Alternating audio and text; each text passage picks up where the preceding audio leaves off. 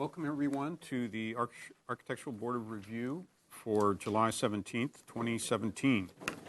And we'll start with a mic check, please.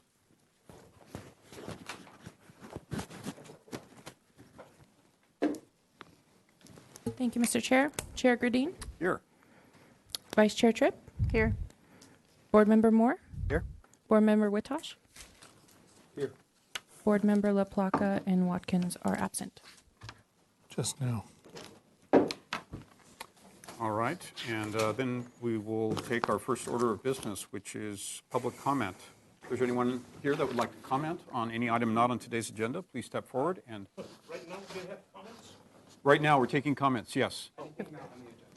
If it's not on today's agenda. If it's on today's agenda, that'll come later. Oh, okay, yeah, this will be on agenda. Okay, all right. I'm not on the agenda. All right. Hi. Hello. What's your name for the record, please? My name is Brian Miller, and I want to just put some pictures here just to make it interesting and add ratings to it. Dear members of the board, my name is Brian Miller. Although I am the vice chair of the Single Family Design Board, I come before you today as a concerned member of this community. Specifically, I am concerned about the current project located on Laguna and Haley Street, which is not on your agenda today, but my comments also speak to other similar proposals that may be coming before you. The current configuration creates a canyonization effect, which will only get worse as more and more of these types of high-density use buildings are approved. As you know, the SFD board is equally challenged with neighborhood compatibility issues. I really want to support you, but I implore you that the designers shouldn't be creating a building design solution that is a duplication to what occurred on Upper State Street, but rather a design vocabulary that is reflective of the neighborhood it occupies. The designer should reduce its overpowering bulkiness, having it step back with a more creative contemporary design solution. The scale of the street is very important and does have a cumulative effect as additional projects are proposed in this corridor. This is not about design style or choice. It's about making the size, scale, and bulk fit with respect to the surrounding neighborhood. The main reason I'm here is that this type of development is really creating a lot of concern and anguish, and I felt compelled to say something to support you. I used to get nervous on this side. Please don't let developers, architects, designers pressure you by forcing their own agenda. It's our obligation and responsibility to make sure that new development, either residential or commercial, is in keeping with the scale and rhythm of the surrounding neighborhood. Size, bulk, and scale, and the appropriateness of the architecture do matter. Thank you for your time and your commitment. Thanks very much. You're welcome. Is there anyone else who would like to address the board on any item not on today's agenda? Seeing none, we'll go on to item B, which is approval of the minutes for July 3rd. And we'll take comments on those minutes.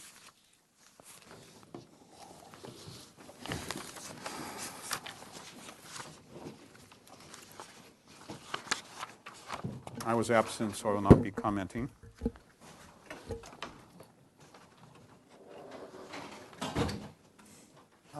On, Mr. Chair, item number 1 and the motion number 7.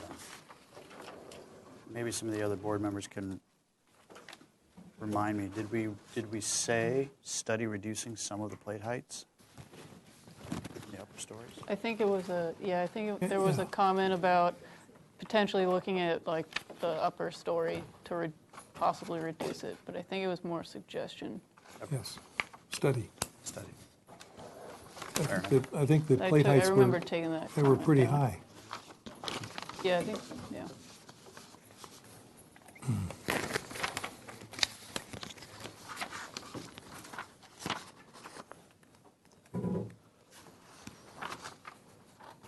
I have a comment on item number 6, 7, actually, the last one. What is it?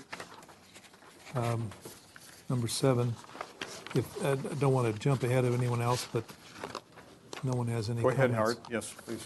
So, number 7, 11 Anacapa Street. This is that nice project down in, where they're making a kind of a bar out of the old building. And I recall that they were playing around with these red lights that penetrate the skin of the building, and they were quite long and large. And it says decrease the proportions when actually, I think it meant reduce the size. They were seen. Yeah, it was, yeah.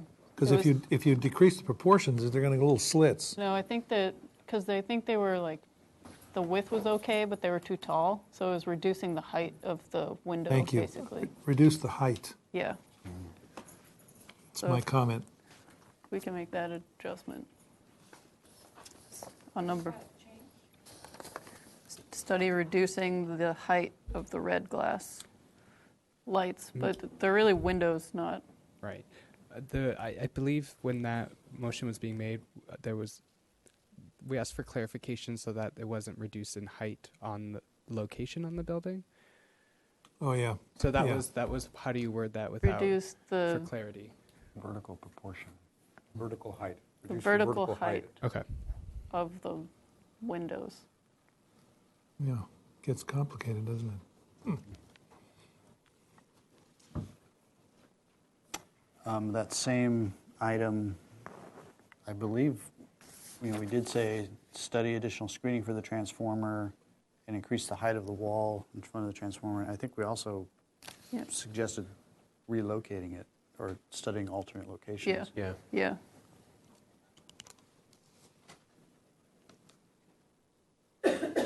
That wall is actually a lot taller than they were showing. So how would that, which number are you speaking to? in the Motion? I guess number 3. And how would you reword it?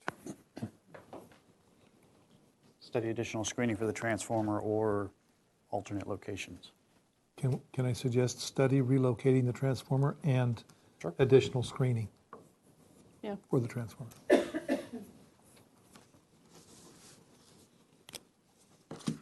We get that, Crystal? Yes, thanks. Can I add to that discussion? Yes, David. On item 4 of the motion of the same project we're talking about, I don't know if it's important that we clarify where it says provide clarification of planting height requirements. What I was going for is about the SCE planting height requirements, so they know specifically what we're going for. Because SCE is not going to let them plant something over a certain, I think it's like 10 inches or something. But they were using that, they were saying they were going to be able to landscape that face because that was the parking face that would be super visible from that side still. I don't know if that needs, So how would you change? just add SCE maybe, for provide clarification of SCE's planting height requirements around the transformer. Okay. That's for number 5? Number 4. No, 4. Oh, Any other comments? Okay, we need a first and a second for approval of the minutes for July 3rd. first. Howard, Second. seconded by Amy. All in favor? Aye. Aye. Opposed? One abstention.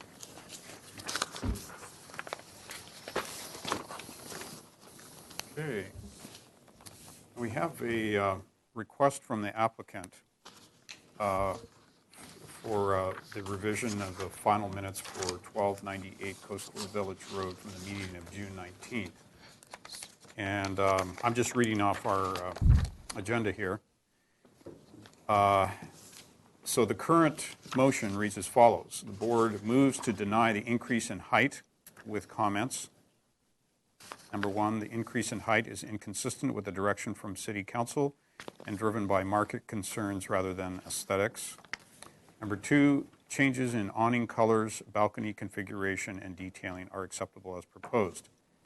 And the applicant is proposing that we amend our motion to read, the board moves to deny the increase in height with comments. Number 1, the increase in height is inconsistent with the direction from City Council. And basically deleting the second Yeah. part of that first, the item 1 of that motion.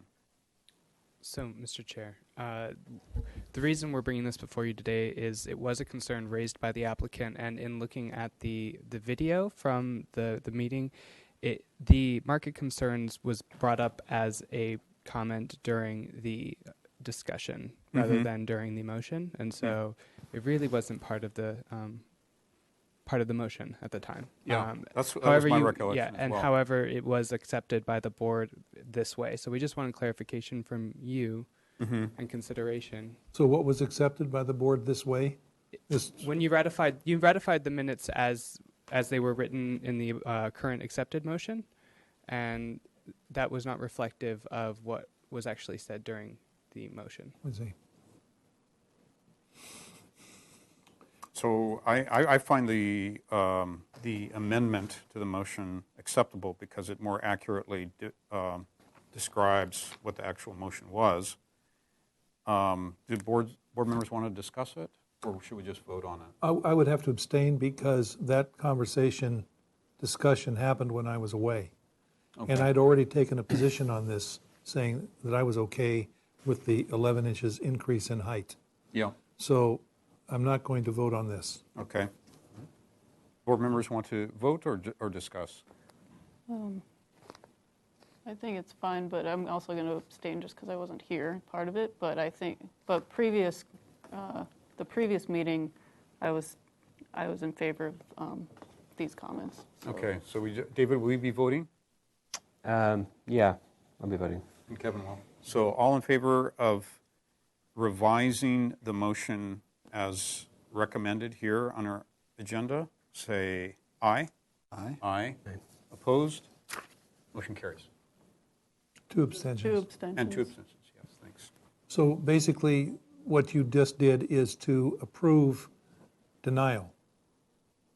Is that right? We had Riva. already approved, So you had a we had already denial. denied the project. So what is the All- effect of this thing today? All we're doing is modifying the minutes, the way it's stated in the minutes. Okay? Yeah. Yes? I Mr. mean, Lamont? Senior Planner, I just wanted to clarify also is that the majority of the revisions were approved, and this element on height was not the acceptable revision approved, right? So you felt the height could not be approved. Yeah. Just to be open, there may be a different proposal coming back. So this would just clarify the record, and you could act on that next proposal in similar fashion or decide whether it is an acceptable change. So Okay. just FYI. All right, thank you. Thanks. Okay, unless there's other questions, we'll go on to the consent calendar for July 10th.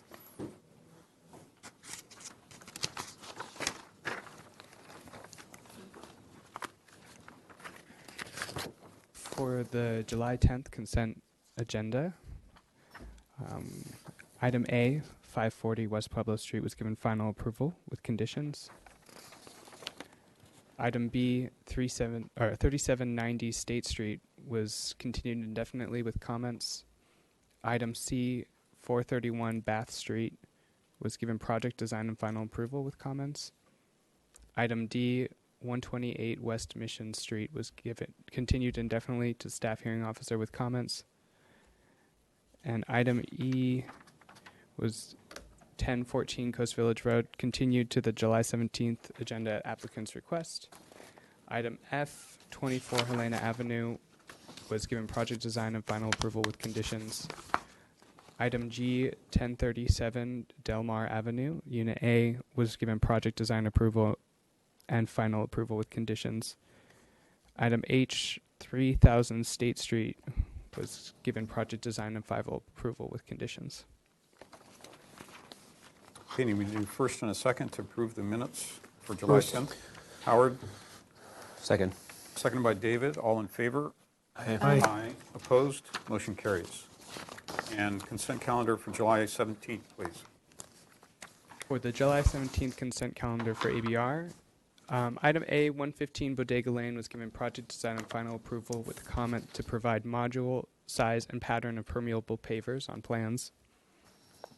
Item B, 3940 State Street was continued indefinitely with the following comments. Make brand wall an integral part of the building. Provide details at parapet caps indicate protection for landscape on eastern elevation and all damaged plants to be replaced in kind, provide railing details, and study front ramp. Item C, 627 Cornell Place, was given final approval with comments that the top rail should be more of a cap element and possibly 2.5 inches minimum in diameter. Study bolt spacing for handrail anchoring. Item D, 315 Alameda Padre Serra, PDA, and with the comments to study visible rafter tails at roof's edge. At eaves is what it should read, eaves. Study adding texture to composite shingle roof and wood-colored shingles preferred. Item E, 1014 Coast Village Road was given project design and final approval as submitted. Item F, 1217 Punta Gorda Street was given final approval with the comments to study the roof slopes to match existing, with the tallest roof to be 4 and 12, except the porch roof to be 3 and 12 in slope. And the colors were acceptable as proposed. I think that 3 and 12 was 3.5 and 12, Okay. because that's what he showed on his plan, and that was and give him some flexibility there. All right. All right, so we need a first and a second for consent calendar minutes for today. First. Howard, Second. seconded by Kevin. All in favor? Aye. Opposed?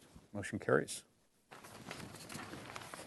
Okay, so we're on to announcements. Requests by applicants for continuances, future agenda items.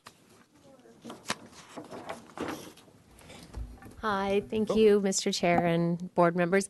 I wanted to make a brief announcement. Irma Unsueta isn't here. I believe she's in another meeting, but I did just want to let you know that we have selected a successor to Jaime Limon. It will be Irma. She's been with the city for 21 years, has worked now in every section of the division, long-standing city employees, worked on many special projects, has worked with Jaime for some time now, and so she will be the new design review and historic preservation supervisor starting upon Jaime's retirement. 4 weeks? Really? I thought this was going to be your last time we'd have a chance to have you in the room with us. There you go. It is your last time, Oh, okay. so in 2 weeks I won't be working. So Okay, well, in that case, this is appropriate moment for the board to present you with a small token of our appreciation. It's a gift card to Sycamore Springs and Spa. Let's turn it around so the thank you very much. folks at home can see where you'll be going next week. Now, you can reach Jaime at, no. So, yeah, and actually the card hasn't arrived, the actual gift card itself hasn't arrived yet, so. Okay. But you No, I can be haven't been expecting here, it so soon. I do plan on taking advantage of you. I thank you. Just to let you know, I was designated a landmark last week by the Historic Landmarks Commission. I heard that. You can't top that. But, A moving I landmark. had mixed emotions about that, like feeling that old. Rightfully so. But I've enjoyed working with all of you, and I hope to meet you sometime again in the future as I retire in this community, maybe go back to work somewhere. So our paths will cross again. Thank you. Yeah, thank you. Thank you, Jaime. Not Yeah, please over, take Jaime. that. Get my two cents in when I Yes, to there retirement. will be a roast on the 27th. You're all welcome. Not going to miss that.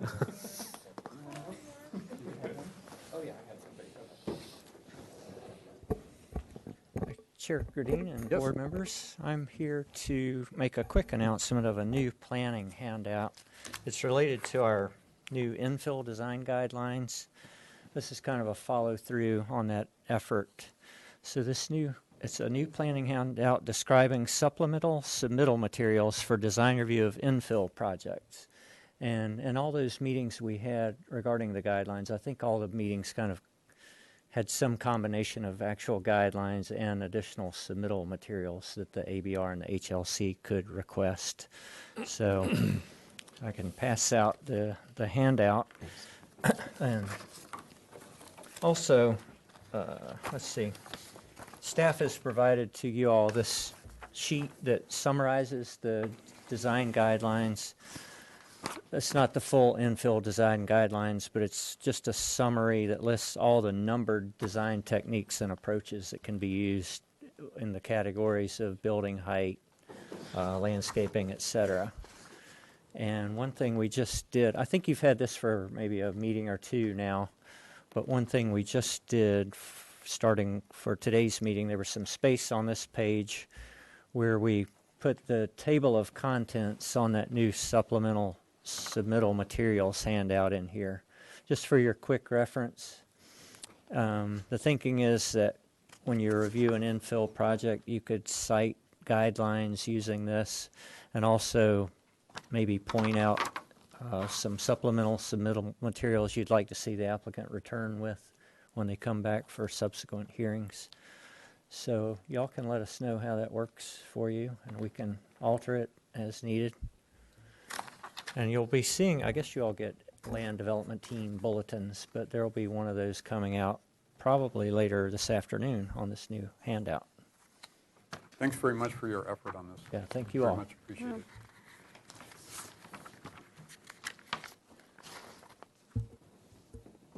All right. Mr. Chair, I have some Yes. announcements myself. All right. Please go ahead. Matthew. First off, representatives are requested to appear before City Council for the appeal hearings of two projects. They're both short-term rental projects that came before the board. We have 812 Jennings Avenue on August 1st, 2017, and the action was made by Miller and Tripp. So it really would fall to I can, yeah. Madam Vice Chair to go. And then 2017 Bath Street will be seen on August 8th, will be heard on August 8th, and that action was made by Watkins and seconded by Witosh. I'll go. Okay. What's the date of that one? What's the address? 2017 Bath Street? Yeah. Yeah. And so Watkins says he's willing to go to that meeting, and Vice Chair Tripp said she'll go to the other one. So that's taken care of. Thank you. What date is that meeting? It's the 8th of August. Thanks. And the other one was the 1st, The 1st of Friday. August. Do you have a This report on the? Yeah. Tuesday. Yeah, it's Tuesday. Mr. Moore's going to give us a report on a agenda item. He attended the Planning Commission hearing. Yes, so last week I was at the Planning Commission to represent the board at the, project across from the mill, Laguna and Haley, with the story poles that are up. I forget the address, but and answered questions from the commission based on the board's motion and some of the straw votes that we took for those. Just provided board feedback and answered a few questions. And they did ask for some additional guidelines from what they can provide, what information they can provide to help us make our own findings for these projects. So I suggested that the board has a difficult time with projects that are, first on the block, and how do we project into the future and decide whether this is an acceptable project based on the massing and the height, bulk, and scale and the neighborhood compatibility, which is difficult to find if it's the first project of its kind in the area.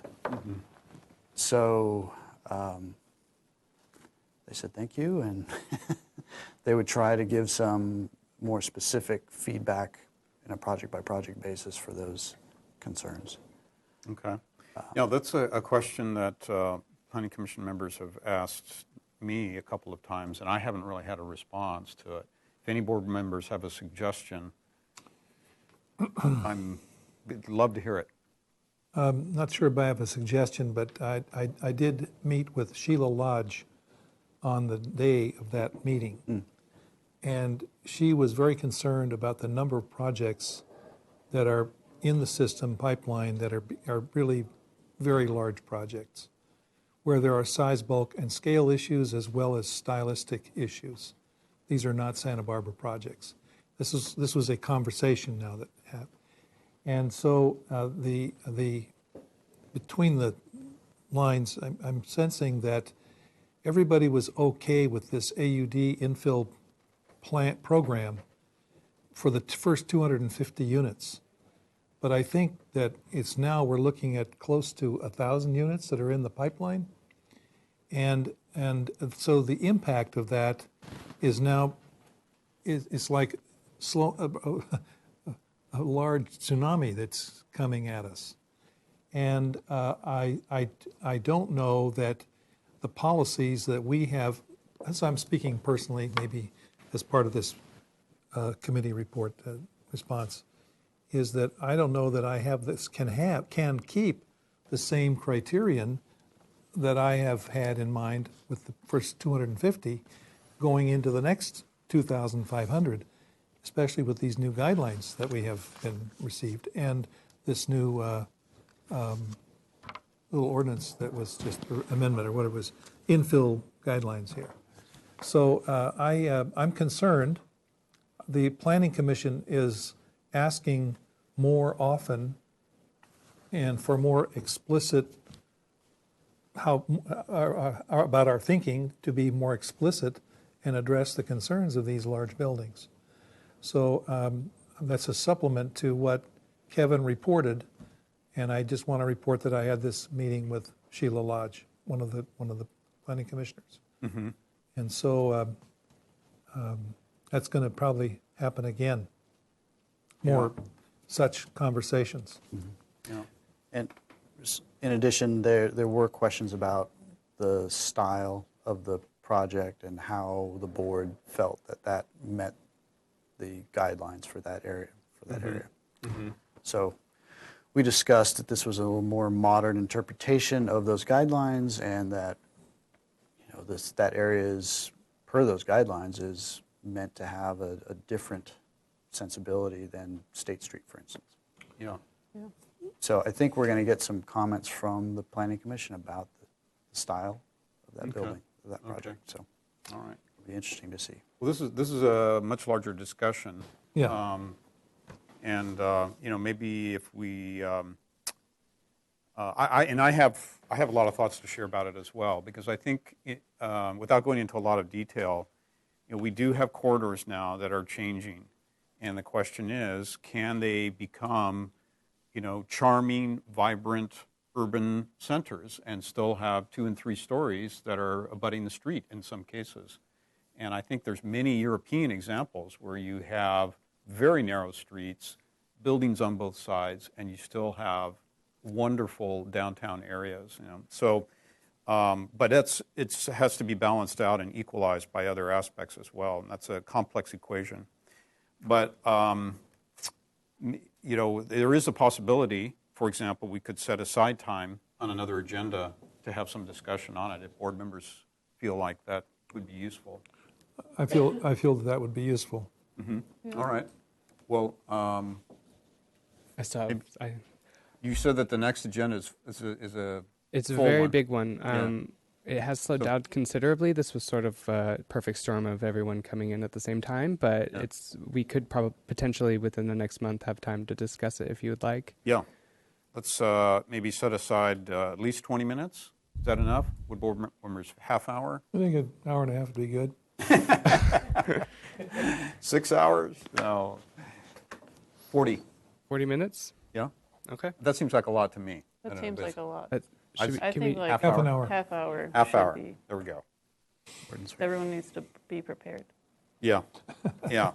Just need to know ahead of time. So I'll put that on for the Great. 14th of August then. Sooner the better, I think.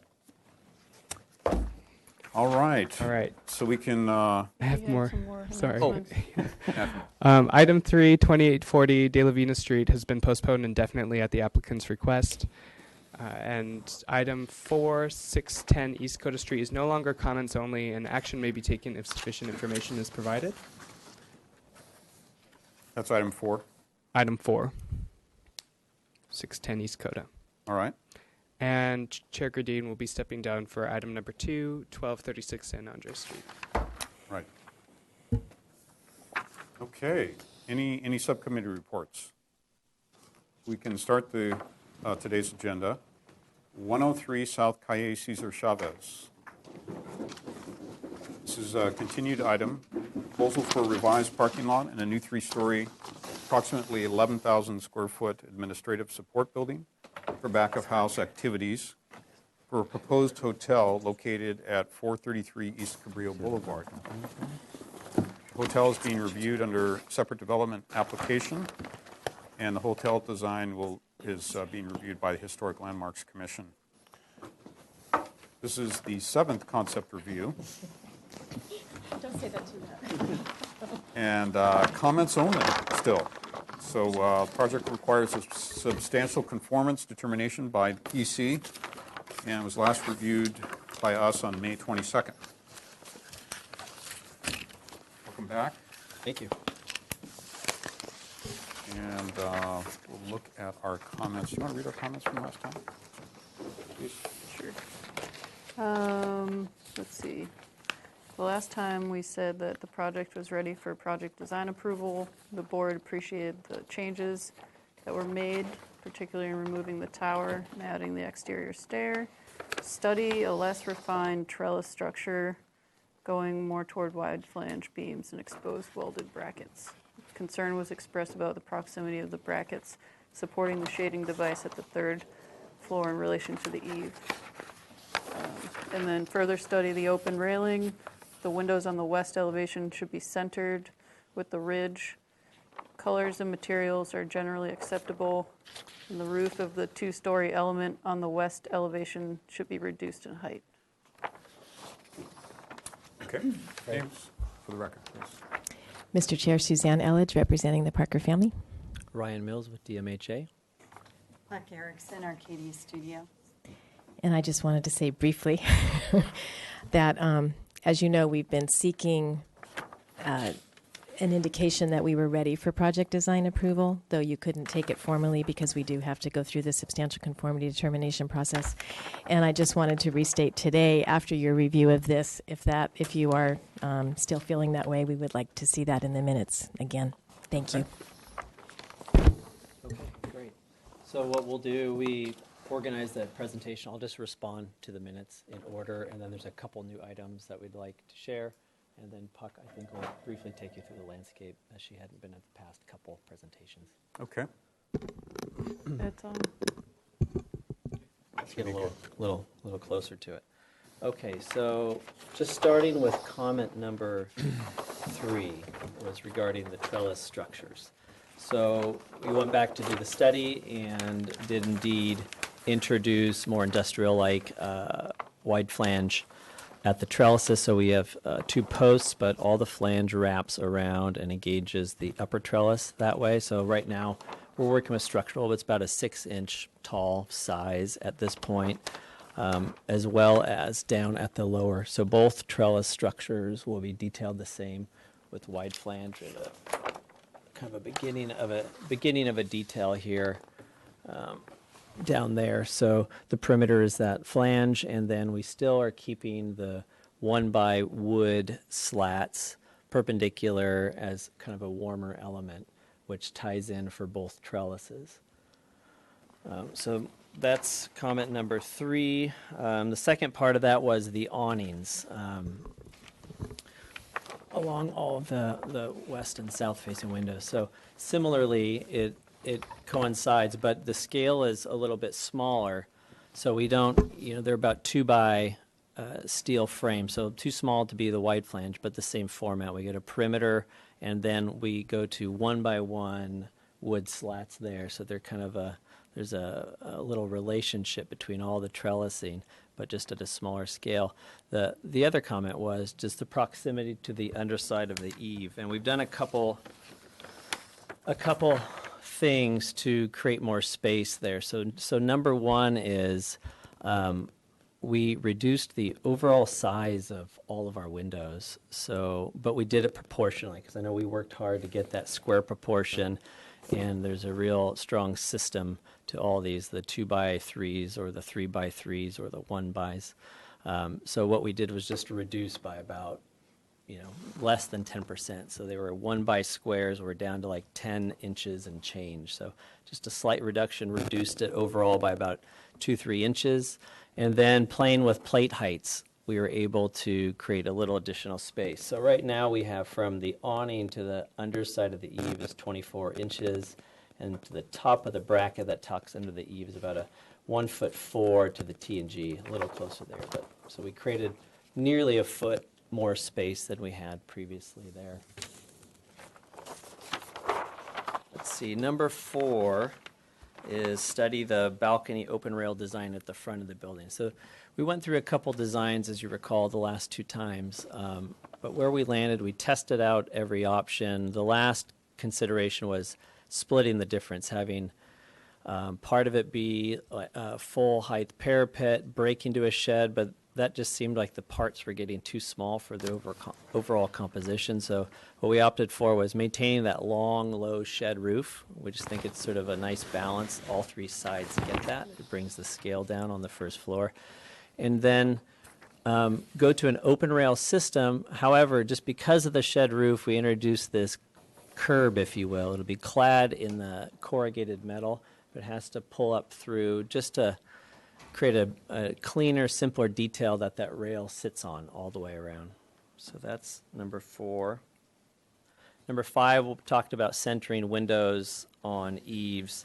I believe there was a couple places. This was a primary. Originally, we were over about 4 inches for some interior purposes, but now we've aligned that. All of these. There was a few places those were aligned, as well as equal distance here and here. Number 6, it was about materials, so there's no change to our materials or patterning currently. The one thing we wanted to introduce today that we'd like some feedback on is the window systems. So we're going with... colors and materials are generally acceptable. Yeah, they're acceptable. But this is something new we have that I think is worth looking at. So the Eurotech window, high performer, which is, I think, important to design, but also for our orientation. We're facing southwest, so we can use all the help we can get. So we have the shading, so this is a latest and greatest new vinyl window, thermally broken. So I know that term just sometimes sends us down a path, but I wanted to bring this in so it resembles, a low profile. And remember, our windows are all about 4 times this size, 5 times this size. What you don't see is they do have mullion breaks that are exterior, interior, and filled between the glass panes, so it resembles a solid we can have by next time we show up. But wanted to just introduce this to the board to get any feedback. Now we're used to seeing, if you don't do steel, you're used to seeing like the aluminum clad, which we've done, I think, successfully on a few projects. So this is very similar, and this is that dark red spec. Show you guys that. You don't have a preliminary window detail at this point? No, we don't. But that's available. What we showed let me look at our sections. We don't have it enlarged. Do I do the enlarged wall? Now that has the ability with flanges to be surface or not. I believe we landed in the last meetings about actually coming to the surface, that was appropriate with these materials and industrial, looking at all the old industrial projects in town, like the flange would actually work in these cases. So it's to the front, and the sill is for the interior of the opening.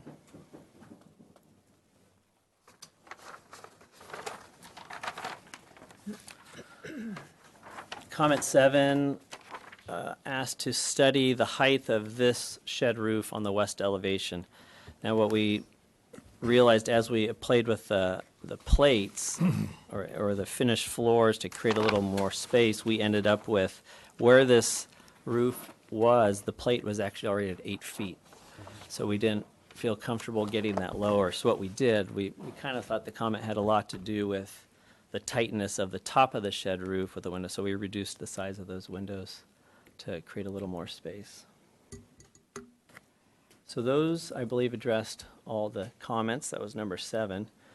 And then the two new things that occurred as we've been developing this. Again, we have our engineer teams working away. So the things that have come up are primarily introducing a new parapet on the north side due to fire rating. So if you recall on the site, we sit obliquely along our property line at our, let's see, I think I labeled it here, at our closest, or 6.5 feet from the north property line, and then we span out. So by the time we're at that third-story portion, we get to 10 feet and beyond, but we sort of have a pinch point here. So to rate that, we needed to either rate the entire roof structure or introduce a parapet. So we tested both, and rating the whole roof wasn't becoming cost-effective. So what we chose to do is introduce that parapet. So now there's no effect to the elevation to the south, kind of the front of the building. This is the street elevation, which again, it's beyond this north wall. So what we've done is we've maintained all of the gables, all the proportions, and introduced this small chimney type where the parapet returns this little element to disguise it. And then in the north, you see it run its course. And what we're doing is keeping on both sides the fascia. These parts will be fire rated, but we thought it was a good compromise to sort of disguise. And really the north is sandwiched between our building and the property to the north. So this is the right-of-way view, this is the public view, and the view from the south. So we really think this isn't something that it'd be very challenging to see in general. So that was one revision. And then lastly, we reduced the size of the roof deck. Previously you saw 2 planters on this roof deck. So here's the top office. You come out, trellises, the outdoor deck. We had a planter on both north and south sides. Also for engineering reasons, we reduced the one that's kind of spanning over the middle of that space. So we kept the one to the north, maintained that ridge, so we just brought this space inward, so reduced it kind of east to west. So that's the only other change. So those are the architectural changes, and then I know Puck, I'd like Puck to run through. Let's see, which plan would you like? The planting plan, actually. Is that after? Right after 4, yeah. Couple more. I think it's not on there. There's L1, There we go. L2. There we go. So we have not brought back an updated plan the last couple times, but we have been catching up with civil, and this reflects basically where we are in DD drawings at this time, reflecting the design that you saw and the positive comments that you gave us on the landscape. So before, on the conceptual plan, we were actually showing the El Estoro planting as well, which does include more trees, but that is a separate project under different permitting. So now we're showing the limit of the actual landscape work for this project. So we still have our native sycamores, our oaks, with the elimination of the parking shade structure. I think the trees, we have more freedom to add more trees in the front. We have some accent palms that tie in actually to the plantings along Calle Cesar Chavez and future plantings at the hotel, as well as a small grove of fruitless olives that sort of create a little bit of a grove as you enter the building and frame this side. And towards the front, we are taking out the existing New Zealand Christmas trees and replacing them with better specimens. And then we still have our Coast Live Oaks in the front, and also one along the side where we, the building still allows us enough space to get one in there. And the ground covers are very simple, as you recall, succulents and some very drought-tolerant perennials. That's about it. And then up on the roof, we have the slope planter that will have specimen agaves and some other more vertical succulents, and then some low perennials that will spill over the edge of the planter. And that's where we are today. Okay. Did we cover all the items last time? Yeah? Good. Okay. So we'll open public comment. Is there anyone that would like to comment on this project today? Seeing none, we'll go to questions from the board. Howard, any questions? So I'm looking at A301 and section 04, A301? A301, section Father-in-law's. A301. 1, 2, 3. There we go. There we go. And section 4 at the top. And my question is the pitch of the little roof that goes up into the balcony, and then the balcony, if you extend that pitch to the building, is the top of the curb the same as the height of the roof where it strikes the building, or is it at that or less? I mean, it would be very keen if you were to make those the same. So I'm just curious. Yeah. Just a very tiny thing. Yeah, well, I believe I understand your question or comment. So where the roof strikes now is where we started the finished floor, or it's to the curb. Finished floor? Well, I'm sorry, did you see the finished floor here? Curb. Top of the curb. Yeah, that would be starts great. the rail, just so it runs the perimeter and there's no strange the detail. elevation is a little out there, so we might look at that. And the other question is the trellis. So you have wide flanges, columns, and now you have the frame, and you have trellis pieces inside. Yes. Are those also wide flanges, or are they tubes, or what? They are on the large trellises. They're here. So there's the flange that runs the perimeter, and there's a tab that'll run along the inside, and then it's one by wood slats. Oh, wood. Just because we have wood eaves, and we wanted to have a few highlighted points that just warmed up. 1 by? It says 4 by 4. Oh, I'm sorry. I'm thinking of That's on the. the I'm awning. thinking of the smaller awnings. Okay. The small awnings have here the 2-inch tube steel and the 1 by wood slats. Here, the same proportions. The 4 by 4 wood 4x4, slats. yeah. Yes. So those Thank you. 4x4s span the full length of the trellis, and they're flush framed, Yes. To the top. right, at the top. Okay, those are my questions. Thank you. Okay. Kevin? I have a question mark about the 1 by 4 as well. So that's. So the 1 by is it's specific to the little eyebrows over Correct.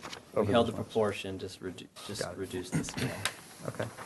And then did you happen to bring updated 3D views along? We don't. We didn't. We can absolutely next time. The views we showed, I showed a sketch of this. Otherwise, the small reduction in the windows, the massing didn't change. Okay. So we can absolutely next time. I was just Yeah. curious if that, your little parapet comes into view at all. Then on the vinyl windows, to clarify, they are true divided light, or it's an applied? No, they're thermally broken, so they can't be true divided lights. But what you see, we usually react pretty badly when you see gaps between applied, the fake yeah. applied Yeah. inside and exterior, where these do both sides as well as a filler piece in between. So, Got it. you know, when you get close, you can see that there's 3 separate pieces. But Got it. that's the best you can do with a thermally broken window is have that interior filler piece. Got it. Okay. Then I guess, did anything else about the site change at all? You mentioned working with the civil. Did any grading change at all? Or? No, the grading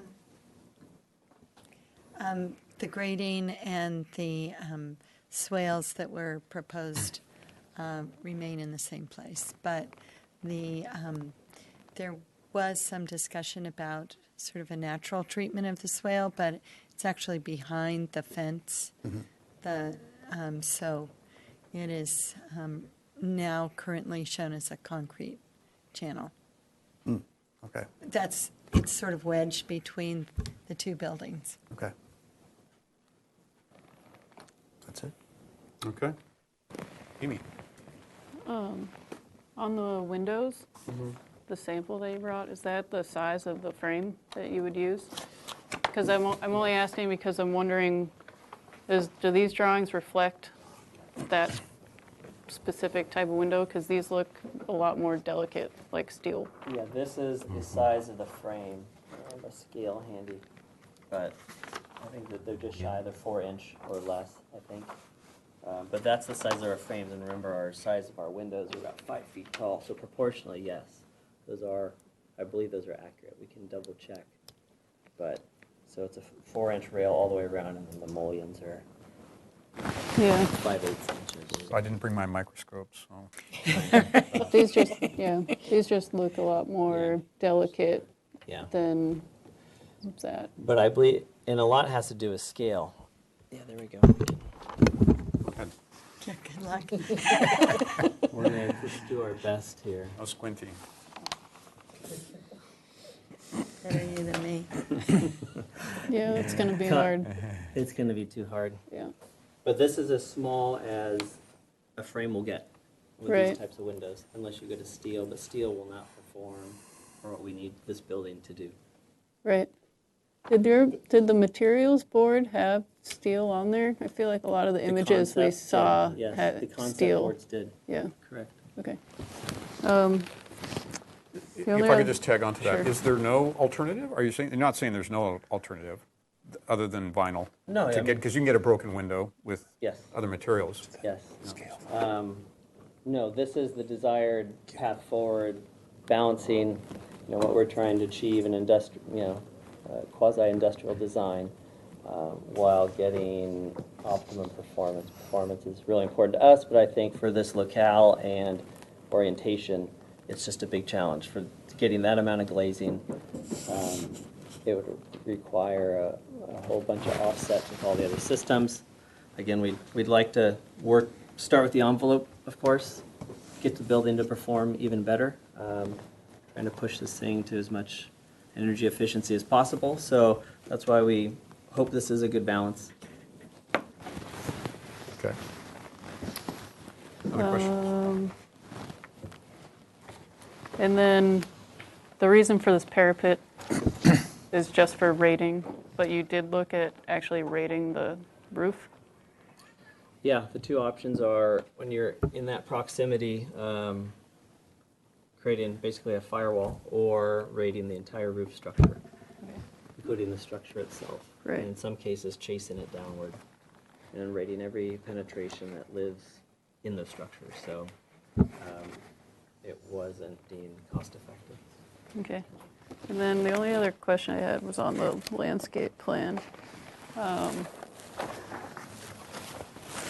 Is there a way to possibly add trees in that area? This gate is here, and this is really tight in terms of a tree. We could look at scooching this over just a tiny bit, if possible. I can talk to Sybil about that. What kind of planting is in that? Is there any planting right there? There is some low planting, and then there's gravel. And there's a sedum ground cover right there. There was Those are all my questions. Okay. We'll explore that. David, questions? Yeah, since we're on the site plan, there's an SCE pad up at the top of the property, I guess northeast corner, towards your frontage there. Is that new or existing? That's proposed. Okay. Is there a possibility to push that back to get screening in front of that without affecting the building? I think there's just a fence line behind that. They- Yeah, we currently have I'm sorry.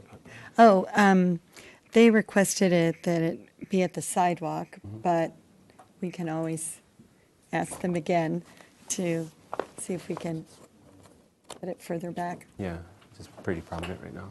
But When in talking about this and looking at, because they were talking about some very obvious places like out here or down there that, given the proximity of the building next door and the street trees, we thought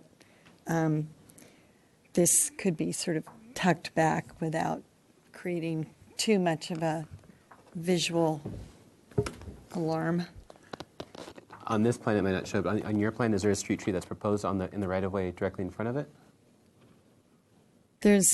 It's not directly in front of it. The next street tree is over on the neighboring property. Okay. So that pattern continues. Okay. And then on the site plan, I'm noticing too that that awning detail that was over the parking stalls closest to the building isn't showing up. Was that removed on this round or a previous one? This is new? That with the PV system that was always proposed kind of along that parking lot, along the stalls that's closest to the building?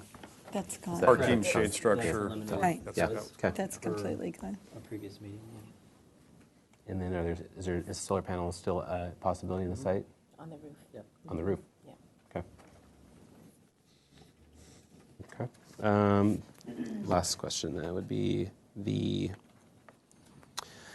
if we go back to the elevation, the west elevation, with the small mass and the large mass.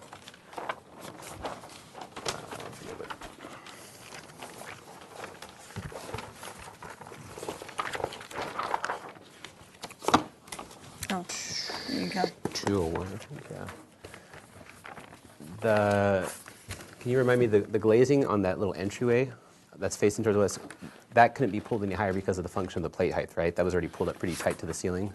This opening or the shelter? On the first floor. The one you were just pointing to a minute ago? Yeah. that guy. Oh, okay. Right now, this is, I believe it was, all of our head height is 8, it's currently 8 feet, so it's consistent with all the other openings. Okay. Of the entry door and all the other windows. And we do have a flat lid there, so just proportionally didn't want to get too crowded close to on the the inside. ceiling. Yeah. Okay. Graphically, I don't know if it's an error or not, but that mass still looks like it's off center from the main ridge. Oh, the mass itself. Yeah, the glazing, those two Yeah. windows got pulled off that shed as it hits the larger building, but that mass still looks like it's not lining up center with the No, overall that is form. that is correct. I talked in terms of these windows were now aligned. Those previously weren't, but the mass isn't currently aligned. Is there a reason why that design's going that way? Let's go to the floor plans.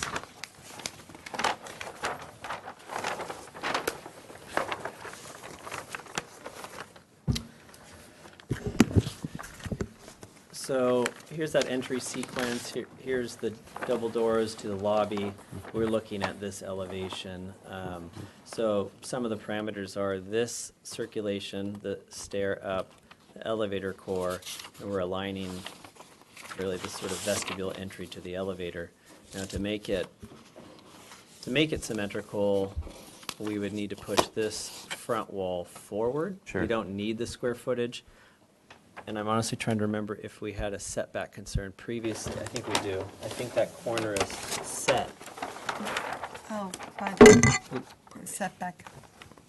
Yeah, it's been a couple of meetings, but that was the driver, which isn't now showing up, but there we were using 100-foot setback, so which hit all 3 of those corners, I believe. What I can do is look if we can nudge it, if it's still within that setback that we're observing. I think we can probably add a couple square feet Okay. and make that symmetrical.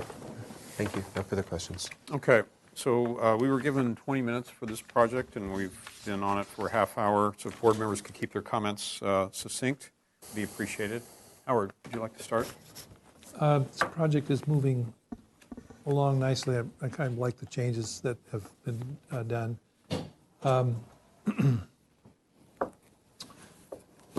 I have a comment about this parapet that went up on the north side. And what is driving that? Is it a setback from the property line that anything within 10 feet has to be protected? Yeah, as far as building, it's a building department's issue. So within that 10-foot setback, it's a proximity to But it is that. 10 feet. Yeah, it's being within that, encroaching in that space. We have to rate the building a little differently. Mm-hmm. Okay, because I'm just checking the setbacks, and the stairwell, which is a great opportunity to make a column and have a parapet, goes to 8 feet, and then bathrooms are next to it, this area here. So that if you could somehow treat the roof over the bathrooms and bend the vents over so that you were out of the 10-foot area, that would be nice, rather than have the whole wall go to 10 feet. I mean, go to a parapet. That's one. The other comment is I like your trellis. I really appreciate the use of the wide flange. And I also understand that you want to have some warmth. But if trellises usually come in layers, and it'd be great if you could use the steel to create the vertical and the first horizontal layer, project a little bit beyond so that you get really the feeling of a trellis, and then use a third piece on top to create your flush framed steel edged panel, basically, with the wood pieces inside. It would add interest to that trellis in 3 locations where it is a little clipped and a kind of a little, I won't say boring, but it could be a little more interesting than what you've got. I really appreciate the use of the wide flange, but that would dramatize and exploit the use of wide flange steel and really hang it out there. Could you summarize that comment, Amias? Amias, just called you my son's name. Howard, could you summarize that, please? Study extending the trellis horizontal members, and adding a layer to the trellis to create more 3-dimensional effect, and add a layer. Okay, add a layer. And Got then it. also study the possibility of using the parapet wall in the north elevation for the stair, and maybe treating somehow the bathrooms, which are not, You're unhappy with that solution that they've running come the up whole with? length. I am, yes. It's Okay. a little monotonous. Okay. Other than that, and also I would like to, I pick up on David's comment about the transformer bed. It is extremely unusual and rude for Southern California Edison to go right up to the sidewalk and have no planter, no screening, no nothing around its own equipment. So the there. transformer needs to be relocated or Move screened? it back. Okay. They've got a fence in the back there. They could move it back and create some kind of planter in the front. Got That's it. all I have. Thanks. Kevin? Yeah, I'll agree with the transformer location is unfortunate and should be restudied. Otherwise, I think the modifications are fine. I think on the little eyebrow, the little awnings over the windows, I think those 1-bys are going to get a little, over time, we're going to start to get a little wonky. So I don't know if there's a alternate solution for that, or dimension you might look at. 2-by seems to work pretty well. Yeah. Go ahead, I'm sorry. 3-by even. At any rate. Cow. Then I guess my only negative. Is it this one? These are all. Turn that off. That one goes on there. That one.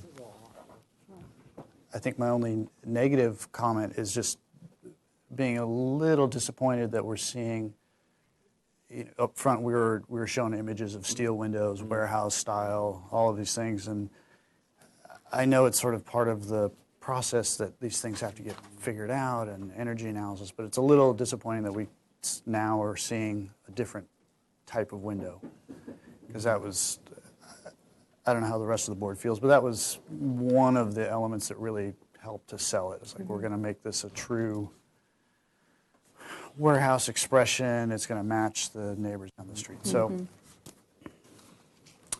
I don't know what you can do at this point about that, but if there's any way to get back to something like that, that would be appreciated.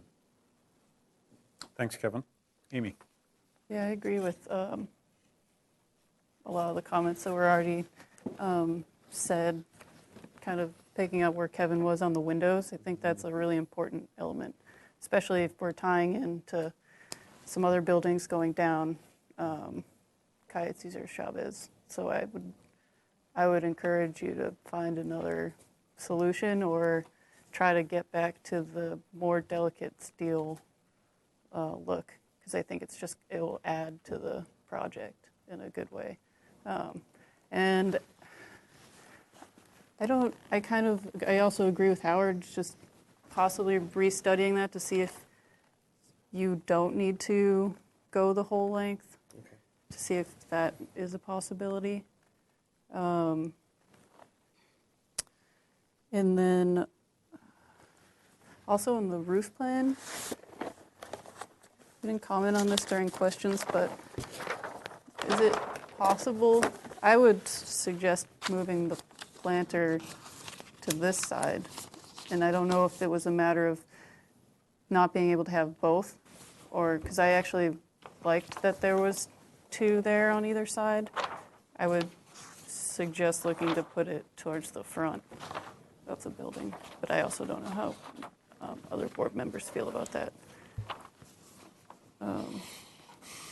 And then looking possibly at the landscape plan, seeing what maybe additional planting you could do around where the gate is without affecting the functionality of that. Otherwise, I still agree with our last first comment that it was ready, moving in the right direction. The functionality of the gate, did you say? Yeah, I had commented on adding a tree, or looking at adding. In the planter, Yeah. that finger planter. Yeah, in the. At the gate. Where they. Oh, I see. Parking lot. I see, yeah, okay. All right, thank you. David? I agree with a lot of the comments, so I'll just voice which ones I agree with in terms of the other board members, but I think the planning at not only the gates, but the transformer as well, if that could be worked on a little bit. The parapet, I know it sounds tricky if there's a way to internally rate, maybe inside the framing and stuff to actually divide that wall up so you don't see it on the outside with that parapet. I'd be more up for that. Even reducing it, I think to me, there was something very clean and simple of those roof lines that you guys had before that got lost with that move. So that aspect of the project, overall, it's great, but that aspect, it seems like it's a step in the wrong direction for me. So I think if there's a way to internally rate that without having to do the whole roof system, maybe look at that, to kind of mitigate between the two worlds. The glazing too, I think if there's other alternatives out there, I would push for exploring those first. Even if it's like aluminum or fiberglass, even there's some good companies out there, Cascadia or Metal Window Corp, things like that, that have those profiles of those mullions, even that 5/8 that you were talking about. Right. And you would get that 2 3/8 frame, and then the 5/8 the mullions, that would be maybe not as cost effective as vinyl, but it's not steel. So that would be my kind of take too, because I agree with board member Moore's comment about that glazing and the beauty that it added to the project. The last thing I would personally like to see is if the PVs are actively a part of the project, and they are going to be on the elevations now, if we can start seeing what that design looks like. Because when I think we took a straw vote a while back, there was kind of a split on the board about whether we wanted to see them only down on the parking lot trellis system, or if they were going to go on the elevations. I personally didn't love them on the elevations, but that was also first iteration of just you guys showing them like that. So if there's a way to maybe start to present that, because that becomes a design element, I think that's really going to work one way or another for the forms of what you guys have going on right now. And the last little point you already looked at is just that massing at west elevation. If that stair line that stair line didn't necessarily look like it was tied in with the wall of the stairwell, so they look like they're independent. So if those can get, manipulated without having to add square footage, I would center that because it's so close that it's going to be noticeable if it's not. That's it. Thank you. Okay, I'm going to take a couple of quick straw votes to, how many board members feel like the centering of this mass on the northeast end of the building has to be centered on the larger mass? How many board members feel that has to happen? East or west? This side, the one you were just talking about. Feel or feel West, strongly? sorry, it's west, northwest. Feel that it Feel needs, should strongly. be moved. That it needs to be Feel moved. strongly. Okay, Okay, we got 2 out of 3, so that's not in the motion. 2 out of 5. Out of 5, yes, 2 out of 5, thanks. Things that I heard repeated. So the motion would be, let me do another straw vote. We said it was ready for design approval, PDA last time. Is it still at PDA? Pretty close. How many board members feel like the design is still at PDA with comments? With comments to restudy all of those, even the parapet. The parapet, right. That's Yep. kind of a major thing, but I think it's, PDA with comments. yeah. So the motion would be an indefinite continuance unless you want to come back sooner. I don't believe we need to well, why don't we do that? We can always cancel that if we need to. But the next agenda would be a month away anyway. Let's work on those. Why don't we do I that? think your mic's off. Why don't we do that? Come back, The next- continue to the next, available we'll make agenda. those revisions and. Okay. So the comments would be, the board as a whole finds that the vinyl windows are not acceptable as proposed. To restudy the resolution of the parapet and roof elements, third floor roof elements on the north elevation. And I would just add my own two bits about it, is that part of the issue for me is that it's just the way they come together doesn't look like the solidness of the rest of the building. It's like it was an afterthought. But I mean, I don't mind a parapet on this side. It's just the way the two are coming together is just not working. And I'm also curious why you broke it up the way you did on the siding here. It seems to me that it's going to be stronger if you do go with a parapet for those lines to carry up rather than finicky with it.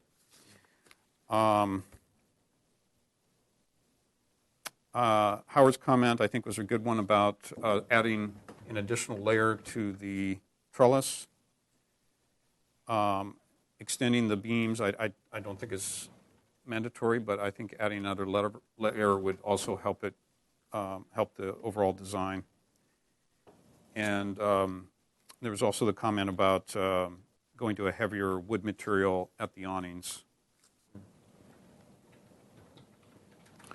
In the top of the curb at that little balcony to be at the height of the roof where it meets the building. I think you already have it there. Yeah. But the drawing to show that, yeah. And what is the cap of that? I don't think you have a cap shown. Well, we'll that have a curb. detail We at do some have a point. detail. You can Okay. look at it. The other thing I would add that I didn't hear is that I see a number of lights at the third floor, which besides being an issue about throw possibly, but then this one, even the second and third floor. So I would recommend not having any wall-mounted or hanging down lights at the second and third floors because of the impact to first floor pedestrians and adjacent building sites, and find another way to provide illumination at those levels. Also to relocate the transformer or find a way to screen it from view from the street. Any other comments? Did anyone else agree with the plant, shifting the planter towards the front of the building? Yes. On the roof? Yes. I think that's, in my view, that's a user impact. It's not really it's not going to impact the public in any way. And I can't see the location of the planter really being pertinent to our review. So I don't know how. Well, I don't know, I think. We have two that are The only interested. reason that I brought it up was because in other situations, we've generally looked at keeping people away from standing right at the edge, but I just thought it would be nicer on the front, but. David, is a concern for you? Doesn't bother me. Okay, so we've got 3 to 2. Okay. We'll leave that off the motion. So we have a motion. We need. I'll make that motion. We need a seconder. I'll second. Seconded by Howard. All in favor? Aye. Opposed? Motion carries. Thanks a lot.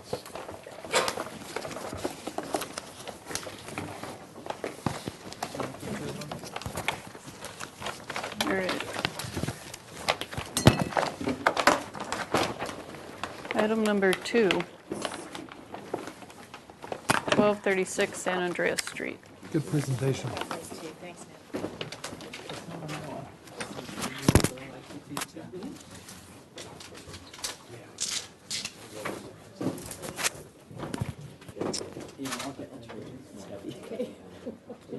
Is for project design approval. Was previously granted for the original project on April 4th, 2008. Project design approval is required for this revised project. Let's see, the approved 4-unit condominium project has been revised in order to be developed under the average unit size density incentive program. You got my little text message? Yeah. Good. Thank Sorry that it took me so long to get it. This is make 2 changes depending on this landscape plans. Okay. Oh, and I need that. Is there a piece of paper to read with stating that he's Yes. Pay attention to this one. Thank you. is presenting his project? Is that in the pink? Matthew, could you also pull out the photos from last time? And there was a booklet, a bound booklet in there that had photos as well. Okay. So, as far as the sole proprietor advisory, the city attorney's office has determined that sole proprietors are allowed to prepare professional documents and make project presentations before a board that they serve on, based on an exception to the Political Reform Act and Fair Political Practices Commission rulings. The limitation is that they are not to unduly influence their fellow board members on a decision by advocating for their clients. The exception allows board members to continue practicing their profession in the city while volunteering on a board. Okay, if you could state your names for the record. Kirk Gerdine, architect. Sam Maphis, landscape architect. Noah Greer, assistant for Kirk today. Okay. All right, so we, Matthew, could you also pull out the plans from last time, please?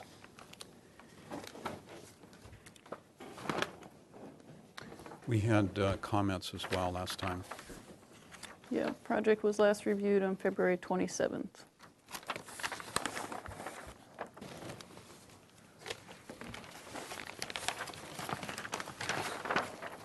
And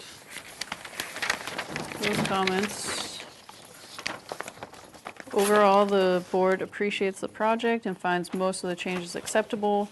The open space has a good view and appears to be accessible. The different volumes and height seem to be acceptable.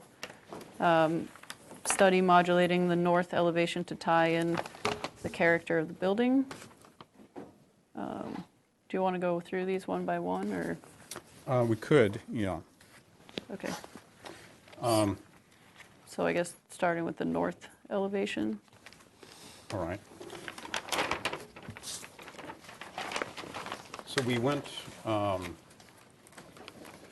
The more significant change to this project is that, if I'm getting the sequence right, help me if I'm not, please, is that we went from a 4-unit condominium project to an AUD project. Right. And that also meant that we only needed 1 car per unit. So we were able to add more square footage at the first floor. And we still retained 1 2-car unit. We also, what you're seeing here on the site plan is we had some building footprint adjustments in order to get our common open yard area back here. So you can see how we tucked the building forward a little bit. And there were a couple of little areas that we, because of the change in the garage size and converting it to habitable square footage at the first floor, we eliminated a few little spots where we formerly had, the footprint was, and now it's no longer there. And I know you didn't review this change last time, but I think these were part of the review last time. And the north elevation was a pretty simple, one of the things I wanted to point out, well, let me back up here. The change can be best seen on the floor plan, because it was a good comment. I believe it was David's comment that we had these kind of skewed elements that were part of the design, mainly at the entrances. And the comment was that this elevation was lacking in any kind of visible skewed element. And the fact is that on that elevation, and we can go and review photographs if you'd like, but if you look closely, so this is an excellent photograph, because it shows you that right at this fence line that's in the park, so we're looking at the property and the existing house that's on the property right now, and we're standing in the park looking towards it. And this fence line kind of defines where the building's going to be visible to the street. The street is right about here. The rest of it has these 20 to 25 foot oaks mainly that wrap around. They start right at the middle of the second garage, and they go all the way around down here. This is just 20 to 30 foot high shrubbery wrapping all the way around. So in fact, and this elevation printed very dark, but so the colors aren't representative. But here's the north elevation without any of the shrubbery, and here it is with the shrubbery. So and this whole back of the building, you're really not going to be able to see from the park. What we did do, though, to address the comment was we took this one element, the second story element, and we skewed it, which I think is a nice little change, both in plan and in elevation. So, and you see that right here. Mm-hmm. Did the roof line change? The roof line changed, yes, because it's a parapet roof, yeah. Mm-hmm. Yeah. Okay. So, and then the other footprint changes at the back, in some ways, it not only really helped the circulation on the inside, simplified it, but it also simplified the look of the back. Oh, this is the front of the building, of the back of the building. We had bigger projections. Mm-hmm. And now they've been quieted down, and to me, this goes really well with the vernacular that we've been developing. So, and similarly at this end, this is where this was going at an angle, and now it's tucked at right angles. The next comment that we had was study the standing seam roof and consider implementing pitched or parapet roofs to blend in with the Pueblo design. So. Thank you. Yes. So previously we had a pitched roof on the front elevation, okay, and on the sides on the north, and we've now gone to a flat roof with just a exposed beam as a termination at the end, which I think does help the project considerably, yeah. Okay. Study different window types and finishes to enhance the design, such as anodized bronze instead of clear anodized. The owner was really set on sticking with the anodized, with the clear aluminum color, and we have modified our building colors a bit, and we also we're kind of developing this as a theme, because instead of dark railings, we're using galvanized. And we could do the same actually with the supports for these eyebrows that happen along this north side and some on the other side as well, is using galvanized metal as opposed to black. So then it starts to make more sense in terms of the rest of the building.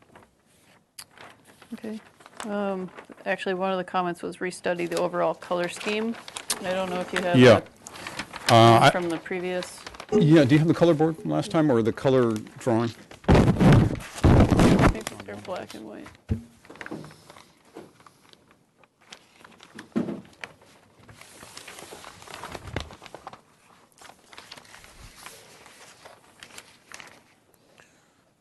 This is the current color scheme we're proposing. It's a gray, kind of a mild neutral gray for the main body of the building. And then we have two accent colors, which is kind of this subdued plum and blue. Yeah.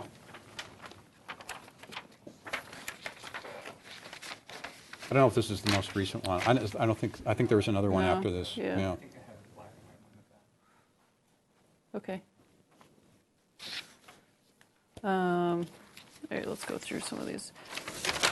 But this front elevation is a true representation of the actual colors. It just didn't print so well here. So on the site plan, study implementing landscaping on the ground level and upper level patios, and then also the details of materials for permeable driveway paving. Yeah, so we have these three balconies on the north side, and we've added what that's going to look like is these fiberglass planters are going to be mounted to the railing. I didn't tell Sam about this, so he's kind of wondering what the heck is going on. But no, they're really cool rectangular, 16-inch deep by various lengths planters that we're going to suspend to the outside of the railing here, and get some growies there on the decks.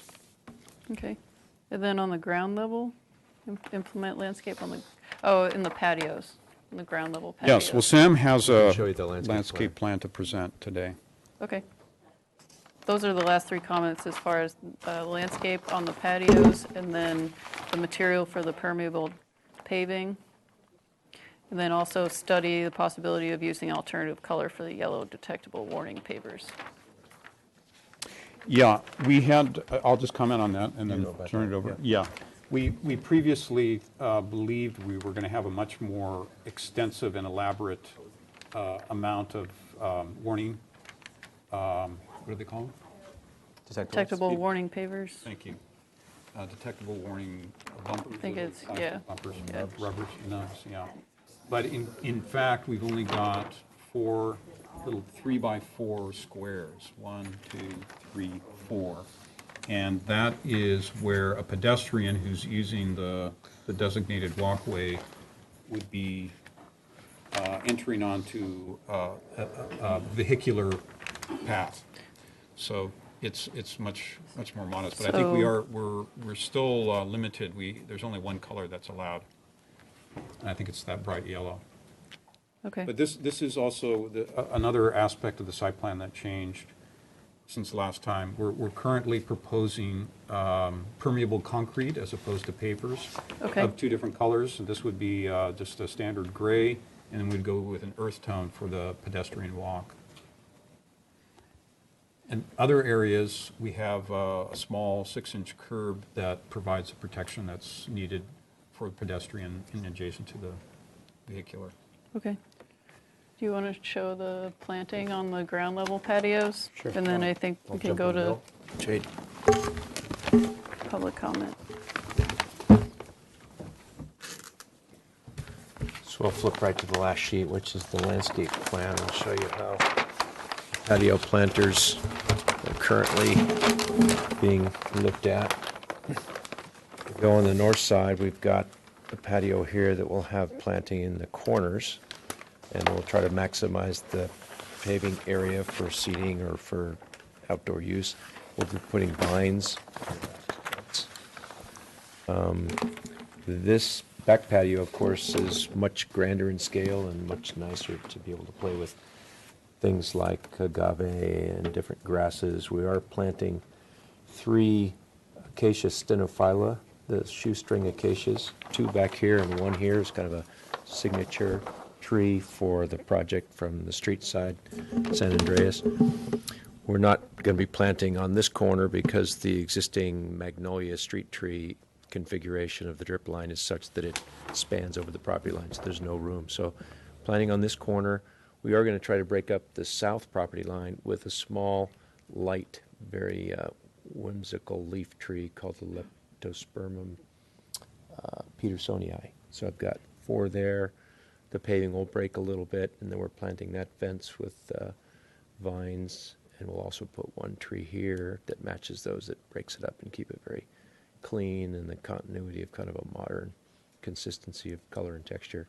We're going to plant some taller growing cordyline indivicia against these wall forms that shouldn't be interrupting too much of the window, as well as 1 more. And then the rest of the planting is very similar to what we've had throughout the entire project in terms of very drought tolerant type of material. We're going to include some ground cover of gravel out here. I'd like to kind of keep it very clean and simple and context to the architecture. Okay. Great. Is Okay. there anything else that's new? Not that I'm aware of. Okay. Or can think of. All right. Then we'll move to public comment. We have several speaker slips here. First is Michael You guys to leave. Galindo.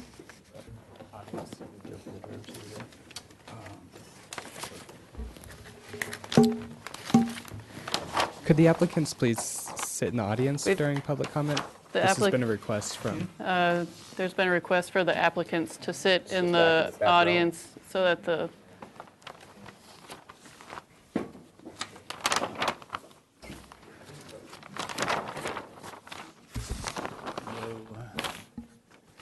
Ladies and gents. So I just want to remind everyone gets 2 minutes to speak.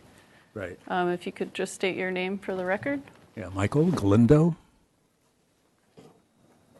I live across from where this project is going up. And I guess I might say I represent our association, Stone Pine Court Homeowners Association. I lived in the west side since 1985. Seen a lot of development going on. And some of the issues that arise, of course, are overcrowding, way too much parking, not enough parking. Here's an example of images I just took recently, but it's going on consistently. With cars blocking the driveway. Not only blocking the driveway, but they're also blocking the entrance. We get a lot of large profile vehicles that make it really difficult when you want to exit. You have to actually go way out, and that's really dangerous. My association neighbor here, who lives on the street on San Andreas, obviously you can see that she needs special care. So when you got all this traffic, congestion, you got to make you got to be aware of emergency vehicles, caregiver parking, which she requires Monday through Friday, daily care. She cannot take care of herself. So this is one aspect, dealing with parking, and of course having emergency vehicles show up. let's see here. Another issue that's arising that I see since I've lived there is, what's that? 3 levels. Oh, I understand that this project is 3 stories high, is that right? Sorry, there's 2 stories. Okay, it's 2 stories. Are you Kim? This is Kim. Okay, so I'm just going to set you for another 2 minutes then, since you're both up here. Well, I'm speaking for her. She has problems Okay, communicating. well, you had 2 speaker slips, so. Well, I want to mention her name as well. Sure. All right. Yeah. So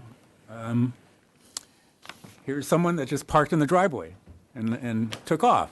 You know, again, people are desperate to find parking places, so they see an empty driveway and they figure they can go on in. I was leaving for work a couple of years ago, and some woman did the same thing, took off, and I had to go to work, and so I just lay on the horn until after about a minute or so, she finally comes out and says, "Oh, I'm sorry." You know, it's kind of, everybody wants to get a job and work productively. So guys like Edward St. George, he's doing his part, right? But he's affecting the community by putting these multi-units in an overcrowded situation already. And of course, City Hall is not helping the situation because they just kind of like, you know, they go with the donors and whoever is going to provide the big money. So we got this kind of situation. Here's somebody else that was having a conversation, a working conversation, blocking a driveway. Again, we have the curb is painted red by that guy's rear wheel. So, but people ignore that. They block the driveway all the time. And here's a different car. So you can see this goes on a daily basis. And it makes it impossible for myself and the other condo associations members to conduct their own business, you know, and go in and out. And then another aspect of what's happening in here by overcrowding, the last 7 years, I've been calling the police. I called the police for about 2.5 years to complain about these peddlers that come in and solicit and sell food, you know, and they make a racket. I teach and play violin, and I record at my own home. And when you got these mechanical horns with rubber bulbs, it's the bozo horn. They go around down the street, honking away consistently. It's incessant noise pollution. In fact, years ago, they would go down Mercedes Lane and San Andreas. They're all over the place. All right, thank you. That was your 4 Coming during the rain, as soon as it stops raining, they'll show up instantly. So it's a 7-day operation for them. The city turns a blind eye to what's going on. The people, the legitimate businesses down in the corner. No, well, thank you for coming in. Appreciate it.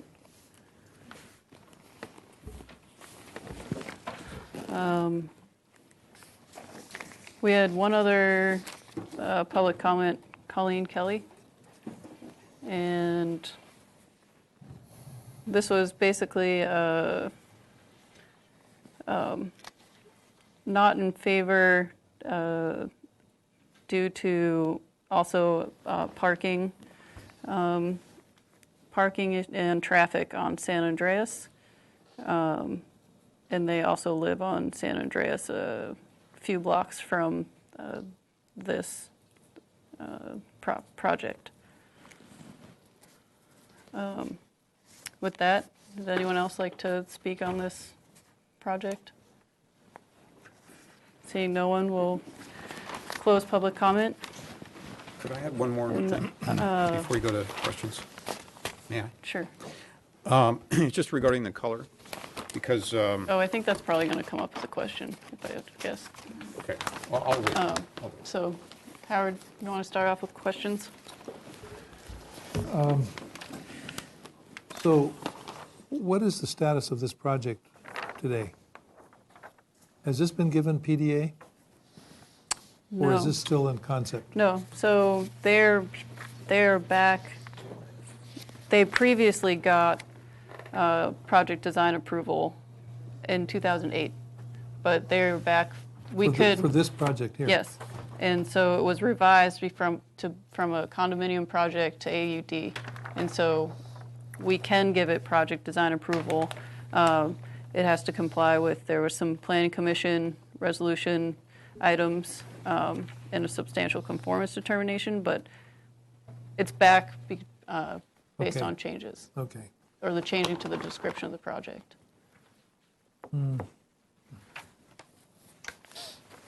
I don't have any questions.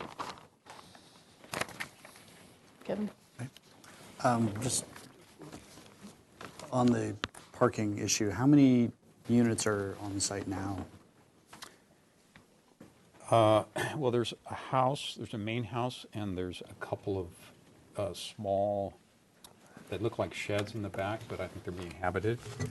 And there's, I believe, a one-car garage currently, yeah.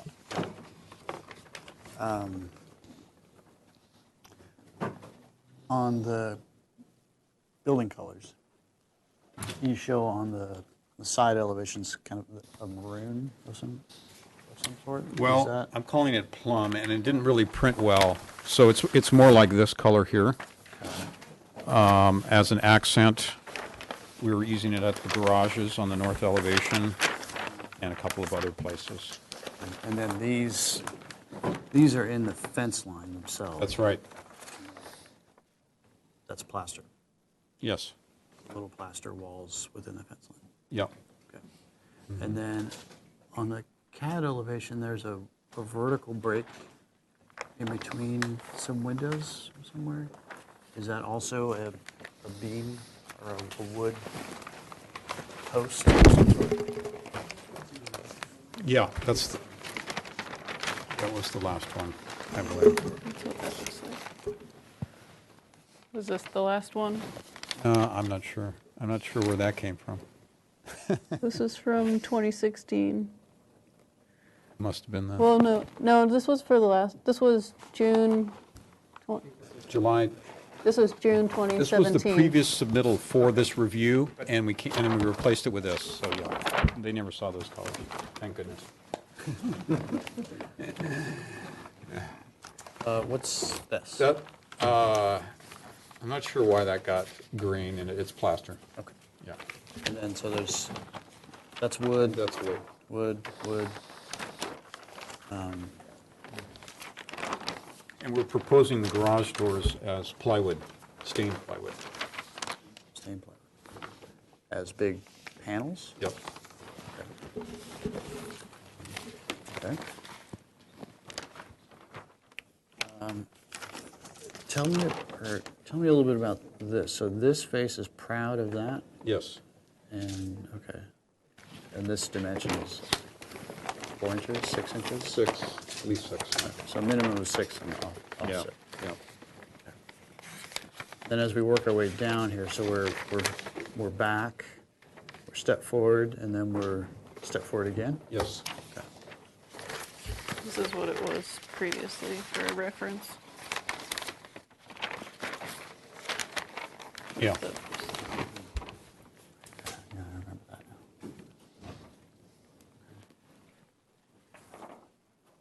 now. We lost that little cantilever. Yeah, it's now 6-inch cantilever. Okay.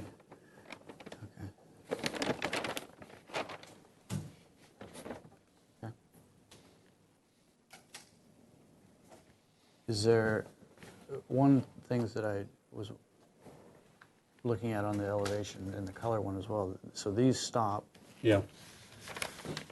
Is this another, like a 6-inch step, or is this So, something more? it's a good question. Deeper. Let's see what that is.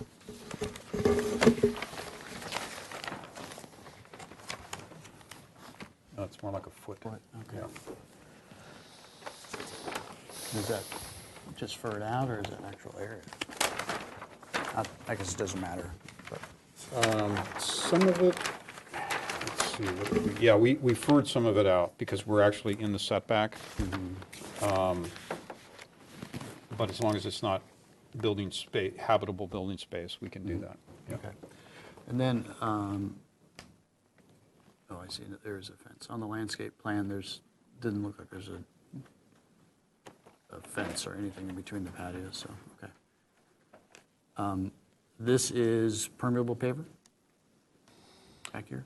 I don't know that we need to make that permeable as well. The Okay. whole driveway is, So yes, but I'm not sure about. Concrete. that is- Yeah. And then, as we get out to the street here, what are we seeing here? We have The gate there. a gate there, and then This this. is electrical. Okay. And that's a plaster wall around it. Yes. Okay.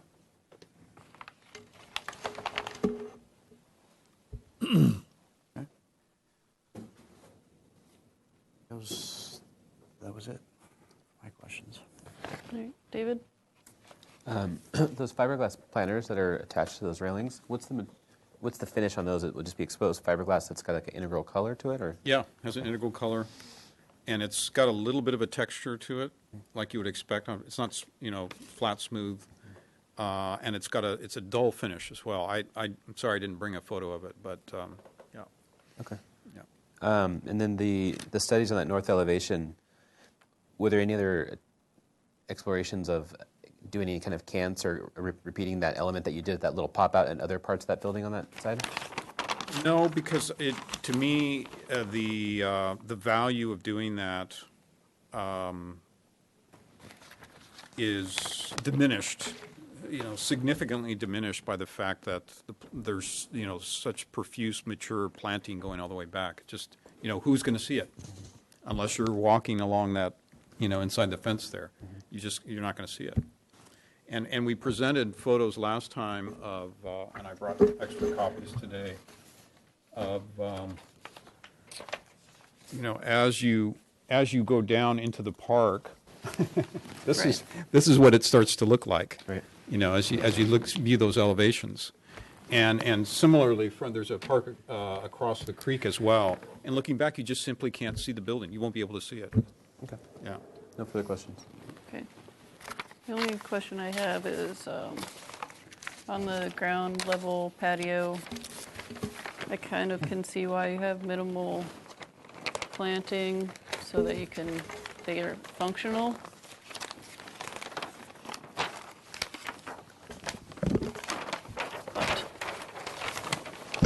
So essentially, each of these gets like a vine pocket that will grow on the fence. Correct. Is there a reason you kind of have one in each corner? There's not one here? Or could there be one certainly that's could be one. added? There's no in reason that we to kind of may have add. just omitted that, but certainly that could be an additional piece there. Okay. Soften the patio. Okay. And then as far as the colors, what were the colors the last time? Was it close to this, or was it? Was it bright? Was it bright? A bright 'Cause I don't think. I don't recall. But while we're, I did want to mention, Oh. however. Yeah. so there is we go. this? Yeah. So actually, this So that looks, is so pretty similar. right, so that's Yeah. kind of still here. Yeah, This nectarine it's color gone. It's gone. got replaced basically with the blue. Yeah. And then the main body also, it's not that light white. It's a gray. Gray. Yeah. Okay. And I just wanted to point out, Thanks. that if you go around the neighborhood, you find a lot of variety Sure. in terms of No, building color. Yep, let us move Okay, all on. right. So, I don't have any other questions. Do you want to go into comments? And also, if everyone could comment on the colors. So this project is very close to final. I mean, with details will be, yeah. There is a sheet So- of details which we didn't look at So, today. but for today, it was, but at least Yeah. for project design Right. approval. Okay, I do have a couple of small comments, and this is, your work has really been done with a fine hand. It's very nice. I like it. Thank you.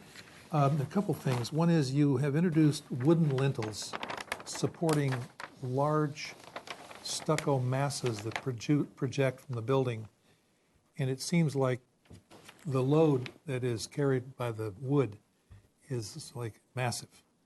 And it might be that instead of adding wood there, you would maybe just raise the headers of the doors. I'm speaking of the south elevation. So, which, On sheet A3. And I think so many of your openings are very crisp, edged openings, very nice. That those doors, rather than having a kind of a wood lintel, would be better if your doors went all the way up, or if you had plaster. The reverse is true on the second floor, where you have added wood canopies, wood fasciaed canopies. It seems like the same thing would apply there, where you might have a plaster element which would extend across the parapet. This is in the north elevation below that. Mm-hmm. And then drop your lintel down to the doorway, so that the work that the wood does, supports a piece of wall at the back, and you have a nice fascia element, a plaster fascia, plaster parapet element. It would clean up. I think there's a lot of busyness in the elevations because of those changes of material and plane. So I would say that. And the other thing is these planters that you have floating on the north elevation. If you study that, the they second actually, level you're talking? yes, if you look at the floor plan on the previous page, those planters actually push in and reduce the amount of usable floor space in the patio. And if you were to move those planters, dropped instead of floating them, extend them all the way across between the tiled parapet blocks, and move them to the same plane, you would increase your patio area, and you would still get a very nice kind of variation play with the top of the between the tile and the height of the planter. The planter could be 2 feet high, and you could run your railing around the inside of that. But it seems like that floating piece and the loss of the patio area seems a little unfortunate. I know I'm not supposed to respond, yeah, but there so- is no loss to the patio area Yeah, by the no, planters. the planters are outside of the patio area. Jesus. Speaking about these guys. Yeah, they're outside of the patio area. What is this? This is a railing, That's the that, this is. Yeah, that's the planter. Yeah, but this is the railing, so you couldn't go past that anyways. Yeah. You mean you're not allowed to walk past that? Correct. The setback. These are all setbacks. I see, I see. This element floating and, broken seems a little busy. Okay. Take back the part about the increasing the Okay. usable space. But those are my comments. What are your thoughts on the colors? This essentially was presented previously, the blue and the gray are different. I kind of liked the earlier scheme, which had ochre in it. The nectarine color? I guess you call That's it what it was. nectarine, That's what it was yeah. labeled as. Okay. But as far as these colors, you'd prefer? The gray, and the gray's okay. I think the purple and the blue are a little murky, and it would. I kind of like the nectarine, a little more warmth and kind of it's. Otherwise, it's going to be a real murky Okay. look. All right. Kevin? Yeah, I guess starting on the colors, do we have a color view of the other side of the building? No. I mean, we have the front. Um, We have the front and the north elevation. But No, not on these are the- all the same. Not on the driveway side. Right. I think that the blue is fine, the gray is fine. I think this maroon color, it really depends on how much of it there is on that driveway elevation where it's going to be visible. That's where it'll be visible the most.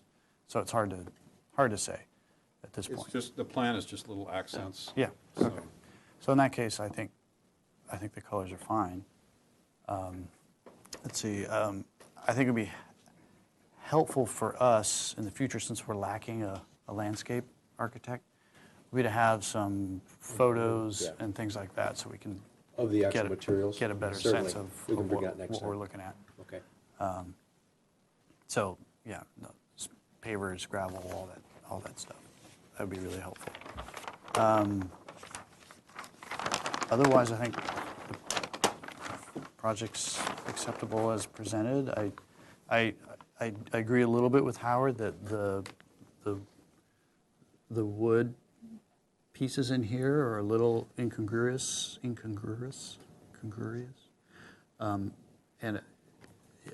thinking where you would actually see that, that might be more of a trellis element instead of a hard lid over those outdoor spaces. But I think it's fine as presented. Okay. David?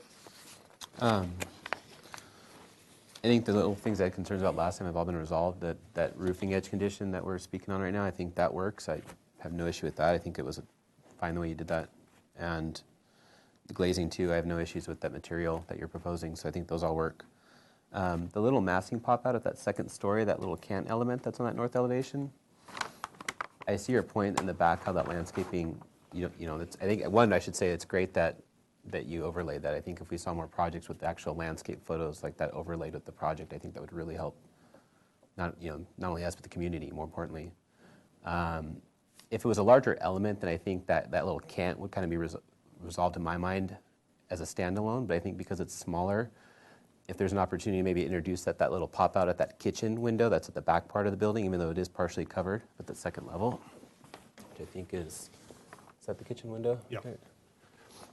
I think that's small enough where if you can maybe replicate that just by furring it, changing how you fur out that wall face, then you can get that angle to repeat itself, and then it's a more consistent element, although small around the building. So elevations on their own, regardless of the surrounding areas, I think if we're just looking at pure building elevation, then at least then that form kind of gets carried on at least another time, and it looks like it is a conscious little thing. Just that's an opinion. It doesn't affect.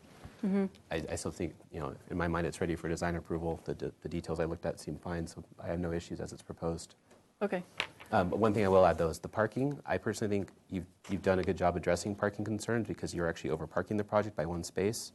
There's 4 units, there's 5 spots on site. So I do understand the public's concern that there is a parking problem in the area. But on site, you've, I think, exceeded what the minimum requirements are for the AUD project, and I think that should be noted. Okay. I think the changes that were made to the massing were improvement. I think that the parapets work a lot better than the pitched roofs. I think that the colors kind of need to be restudied, or sort of one more dominant color rather than the purple and the blue together. Just because it is, both of them together is overpowering. And I liked Howard's comment about just looking at some of the wood lintels, and maybe it's a plaster fascia in certain areas at like the bottom level.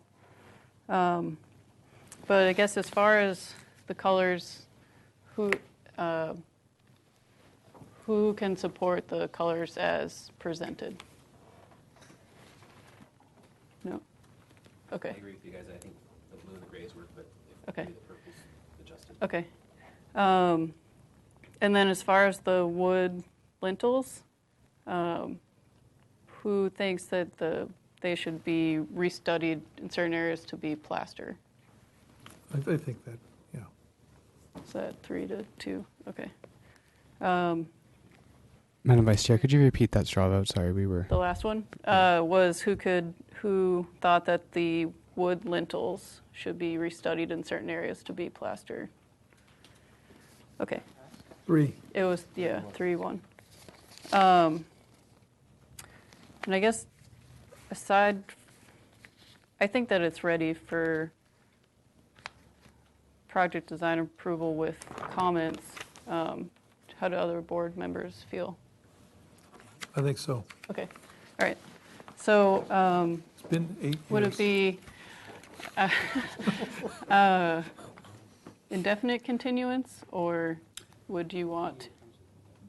Okay, so indefinite continuous back to the full board, the following comments, or we would be granting project design approval.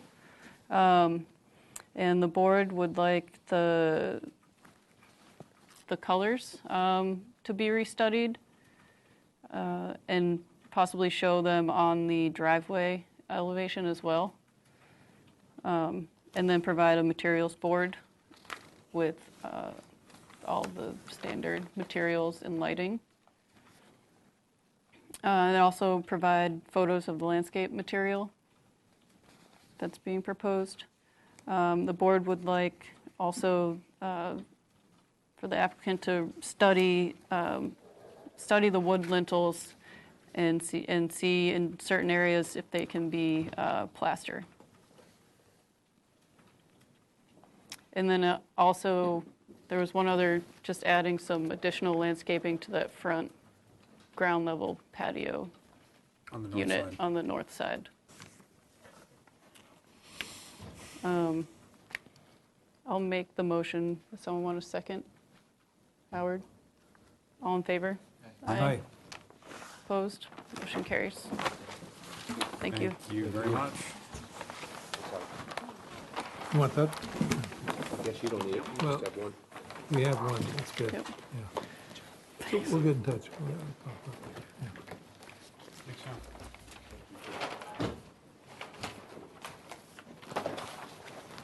All right. We're moving on to item number 4. 610 Spurgeon Street.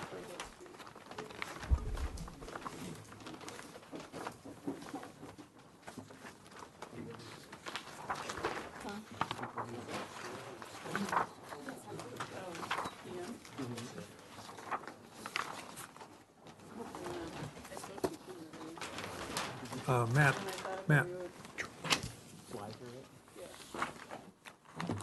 hey, nice to see you. It's been a while.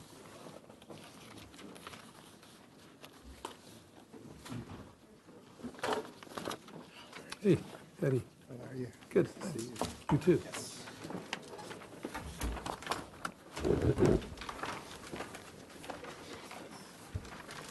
All right, this is a new item. 610 East Coda Street. It's a proposal for mixed-use development using the average unit size density program. Project is comprised of the renovation of an existing 8,794 square foot two-story mixed-use building containing 2 residential units and 4 commercial spaces to include 8 residential units and 1 mixed-use space.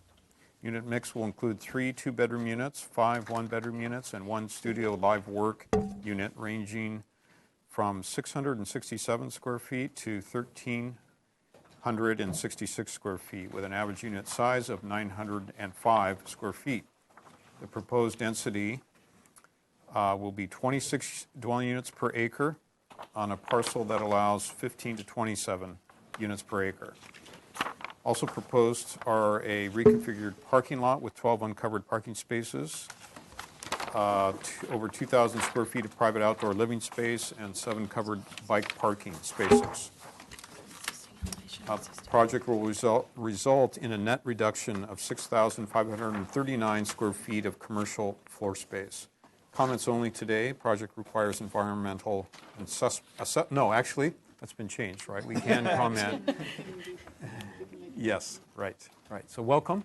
Thank you. And your names, please. Yeah, I'm Deddy Pikert with RRM Design Group. I'm Jolie Waugh, also with the RRM Design Group. Tony Tomasello with RRM. Rob Fowler, landscape architect. Okay. All right, well, thank you. I'm just going to say a couple of words, and then Jolie's going to kind of walk you through the design, and Tony will talk about some of the planning issues related. This is a building that was developed in around 1988, and it was originally developed as a kind of mixed-use industrial condominium that had industrial condominiums on the ground floor and then 2 residential units on the second floor, kind of around the center of the building.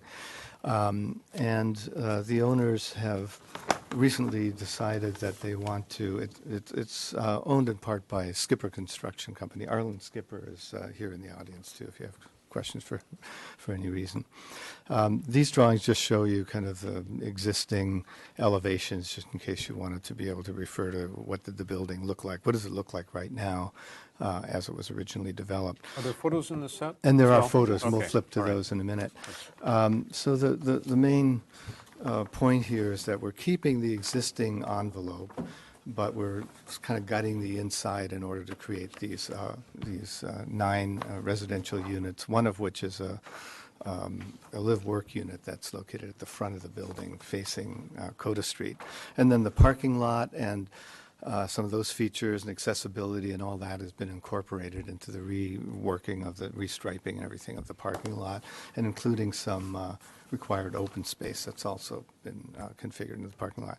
So we're going to walk you through all that in a moment. I don't know, Tony, if you want to talk a little bit about some of the planning. Yeah, just to kind of expand on that a little bit. We are here for project design approval, hoping, sorry, thank you.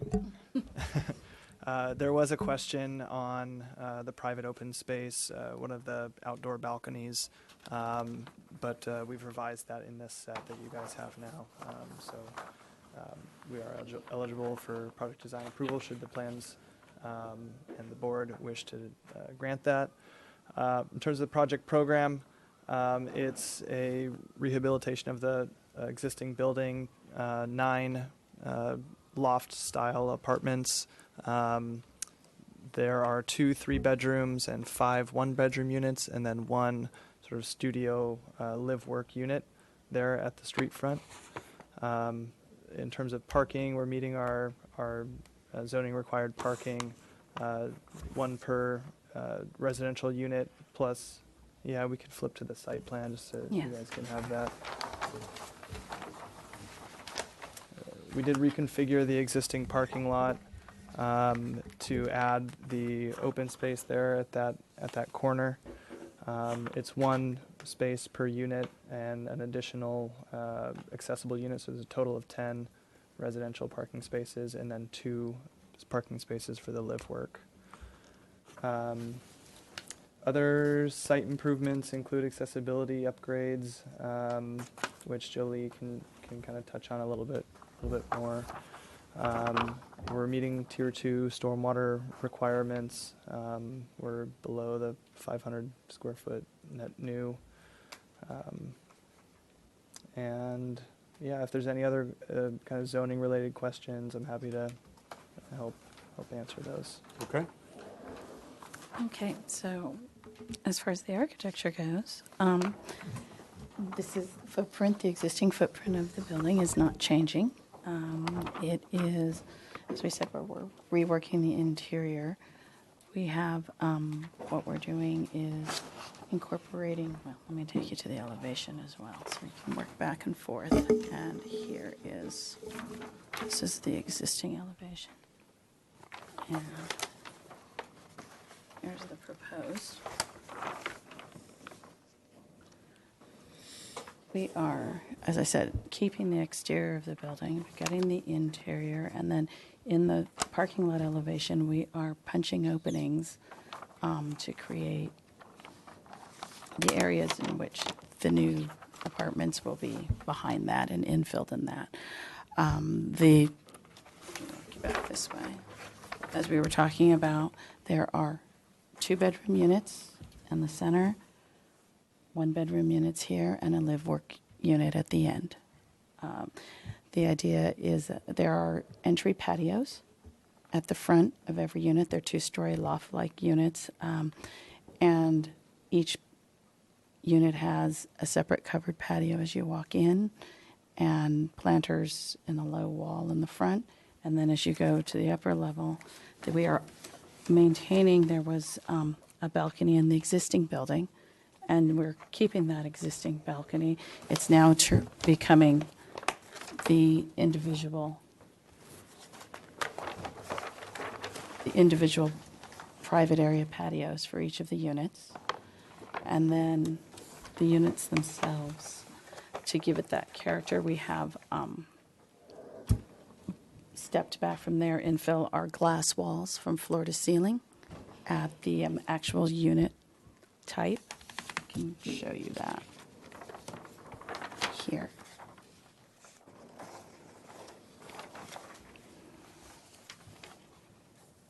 To allow as much light to come in as possible. And at the front of the building, where the live work unit is,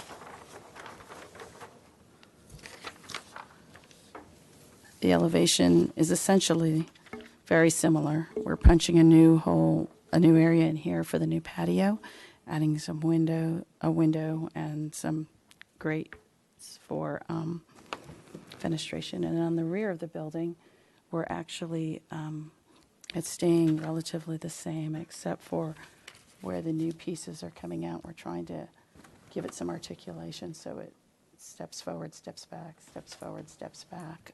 It'll be just a continuation. All the materials are existing, and they're going to match all the existing materials. We have new railings, and the trellis that was here is actually going to be rebuilt and extended to go from one end of the two-bedroom units to the other end of the two-bedroom units. Okay. Can we just go through the photos? Yeah. Okay, sure. Oh, of course.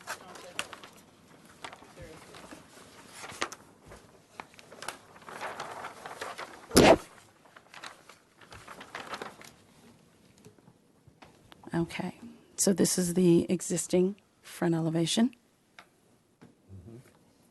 This is the existing parking lot elevation.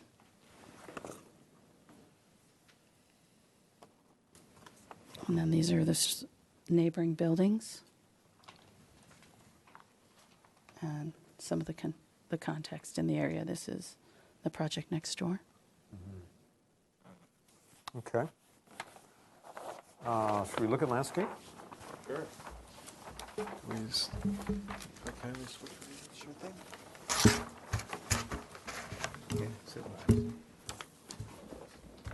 I think Daddy will use the chairs. You can stay, Daddy. Okay. So, my charge here was to basically identify the existing trees on site and kind of assess the ones that were worth keeping and those that kind of had their best days behind them. Some of the trees here are some that are existing are some big eucalyptus. When this apparently was planted, there's a lot of trees that were stuffed in here. There's kind of a double row of carrot woods in here. There's some big pines, and everything has kind of grown to quite a large level. The palms are kind of all mashed up against the building. So that's why you see some X's in there. In some cases, we're removing some palms to facilitate the ADA accessibility. And then we are removing some of the eucalyptus. And there's some really nice mountain views here. We'd like to get some more light into the project. At this point, feels fairly dark into the into the kind of the living areas right here. And of course, some of these trees are now lifting up the paving. So that's in part what's going on with the existing trees. As far as the preliminary landscape plan, we are proposing, we have some permeable paving, and we're proposing permeable concrete with some different colors in here. And then we'd like to maybe do some permeable pavers back in the common patio back here. As far as landscaping, we have some more finger planters in here. So there's the existing carrot woods, and then adding another carrot wood in here, and then trying to add some understory trees to kind of fill in underneath a little bit, get a little bit more human scale to this. And mostly that's what's happening here with the planting. Since you don't have a landscape architect on the board, I guess I'd show you to the Santa Barbara Public Market.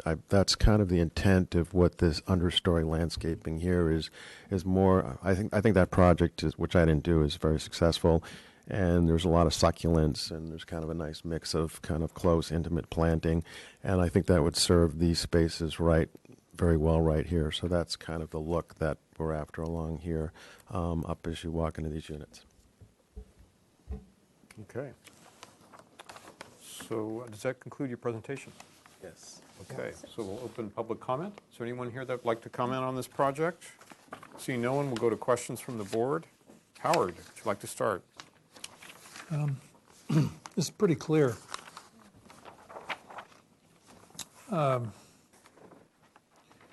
So just let me be clear about the program first. So you're taking an existing building, shell, gutting it, and you're making 3 large 2-bedroom lofts in the center, and then 3 1-bedroom lofts at the back, 2 1-bedroom lofts in the front, and a work study. That's the program. That's correct. And you are using a 2-story building, and you're staying within the roof Correct. line as well? The roof line is remaining the same. And I don't have any questions. I have one. That's What a is this? first. What is it? What's a peak rack? Individual covered peak rack. Okay. A peak rack is the bicycle rack. It's providing the space in Okay. in the patios that have a gate on it, so it provides a lockable area place to store your bike. And I had one other question, had to do with the floor plan.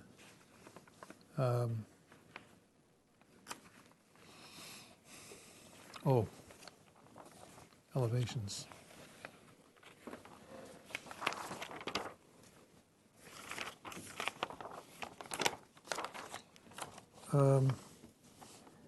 So in the back, south elevation, Yes. you have the little in and out sort of floor plan, and you show a cap that runs all the way across. Correct. But in fact, your floor plan shows that one of the units is in the same plane as the building. What it is, where the cap is existing. Yes. And then when we infill for that bathroom area, we'd like to hold that back so that the cap will remain on the exterior elevation, and then that wall just steps back that small amount, but Okay. at least to give it some articulation. So your floor plan doesn't show that, So but it should- yeah, okay. So it needs to be. And also, are these pilasters, which presently, are these proposed or are they They are- existing? They are currently part of the line of the existing wall. I see. And then the planter, let's see if I can illustrate here. These are all in the line, this part, well, excuse me, this part, these are in the line of the existing wall, and then this wall down below at the planter area is actually, it's actually a thicker wall, so the existing It's a elevation reveal. is sort of cut away, and then a piece is beveled and built in front of it to give some articulation to this, so you're not getting just a flat surface coming all the way up. But that So wall's an existing wall? This part is an existing wall. Hmm. Yes, behind it. It's at the same plane as the Okay, pilaster. okay. So that would, that is actually the whole plane of the existing wall, and then we're building out a little bit in front of it, as I said, to thicken parts of it, to sort of create some depth and some Thank you. some articulation on there. Okay, Kevin. Okay, I guess, to follow up on Howard's questions, I'm a little confused. So these are going away, or they're to No, remain? those are being added. This is the existing Okay. rear elevation. And if you see on the floor plan, on the upper level of this is the 2-bedroom units. The bathroom is actually extending out over some of that existing balcony area. This is the existing balcony area in the back right here. And some of the roof area is remaining. So, Let's look at that. That's a little bit confusing because let's existing- look at the second floor plan, the overall plan. So, yeah, this shows it going continuous across. So, I know, and so it's supposed to be broken up. I at see. that- So those these are- points right there. So this is exactly. patio. This is well, it's roof area. It's just roof It's area. roof area. It'll have. It's flat, like a So flat It's roof. flat. let's go This- back to the existing building. This is, the residential units were held back from the property line. The building is right on the property line, and creating this kind of roof area there, recessed back. And so that's kind of the starting point. But in the new development here, we're pushing these bathrooms out. And what really should have happened here is this wall of the bathroom should be held back a little bit to allow that ledge to go through. So you have that, you maintain the same existing strong horizontal that was there originally. So these windows are new or existing? New. New, okay. The windows to the the window to the stair is new, and this is actually, it could be window, or it should be, or it could be, it's basically an access to the roof. So it's an access door, or an access, A window of some yeah, access window or an access door to access, because there probably will be, mechanical and such that needs to be addressed up there. Okay. Then on the site plan, the common, Would that show in this section? No. Or maybe it does. Does it show in this section? not at that If there's cut. a section for Yeah. that part, that's the private patio on the front. No, we don't have a section through that. Sorry. Sorry.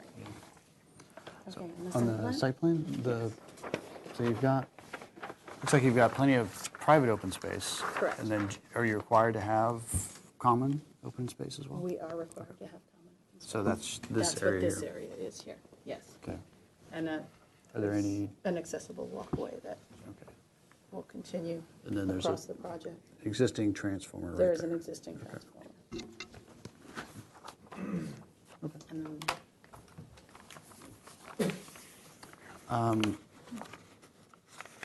Out in front of the live-work unit, there's different hatches Oh, going on this is there? going on. So The what's, existing ramp that was there actually continued out beyond our accessible path of travel through here. So the front ramp is being reconfigured so that it now actually will descend till it reaches the level of the sidewalk.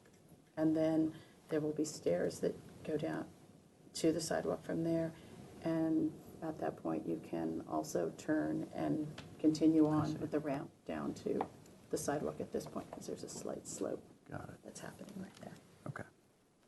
Okay.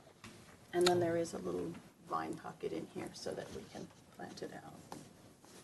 Maintain some landscape there. Okay. Amy, questions? Is there a existing driveway gate or proposed driveway gate?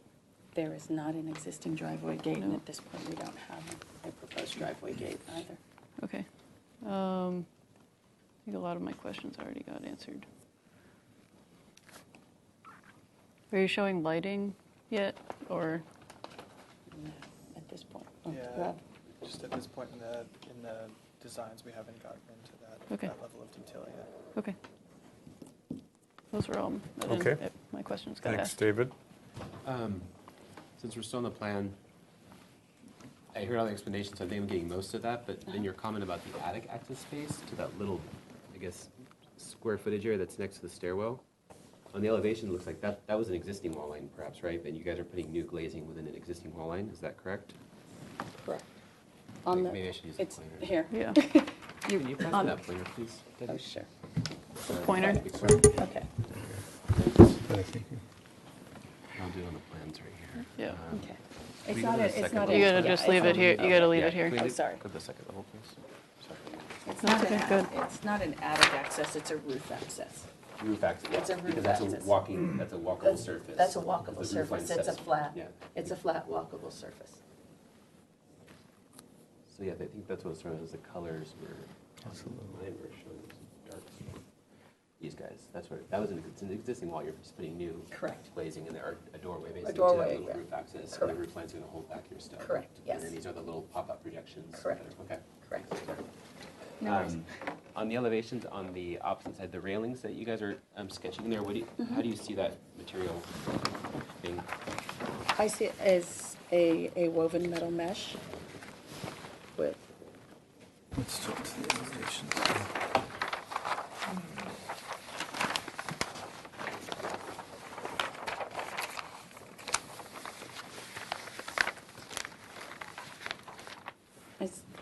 I see that as. Where'd the as- pointer go?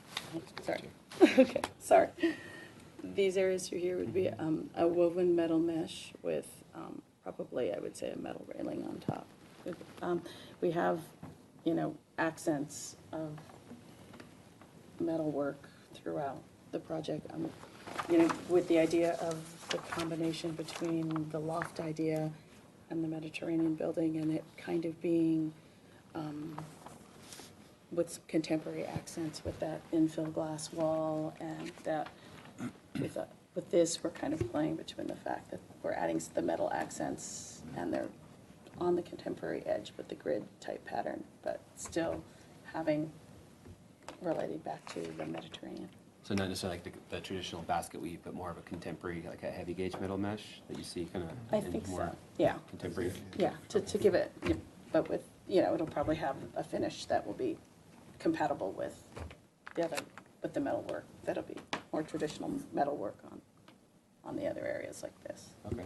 And then those pilasters, when they come up and they resolve themselves at that second level in the guard, is that, it looks like there's like a little slope to that cap, or just from the drawing, how do you see that working out on the top of that pilaster? The breakups, yeah. Is that just plasters, just a round edge to it? Yeah, or it's is just there a detail to that that's tied with the contemporary? Yeah, just a simple plaster top.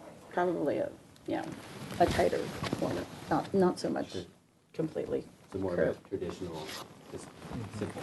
Yeah, very simple. And is anything happening to those trellis ends above? At the trellis, The they existing will ends of have. them? Are they? Well, no, they're going to actually be replaced. We're going to rebuild the trellis because it currently extends from this point to this point, and it will be rebuilt and extended to go from end to end. Okay. No further questions. Okay. Comments? Howard? Follow-up question on the trellis. So on top of each of the pilasters, you have a column Correct. supporting a beam with the trellis pieces coming out. Correct. I think this is project is very appropriate for this building, neighborhood. Everything's. I like the idea. Couple little things.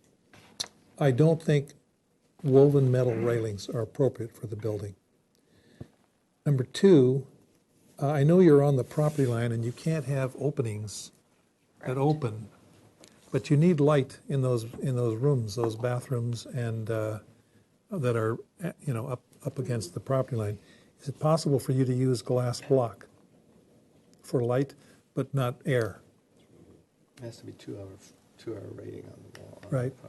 Glass block is rated for 4 hours if it's in block. But are these block walls? Are they? Yeah, they are block walls. And so I see these little squares in the bathroom extensions to those walls as well.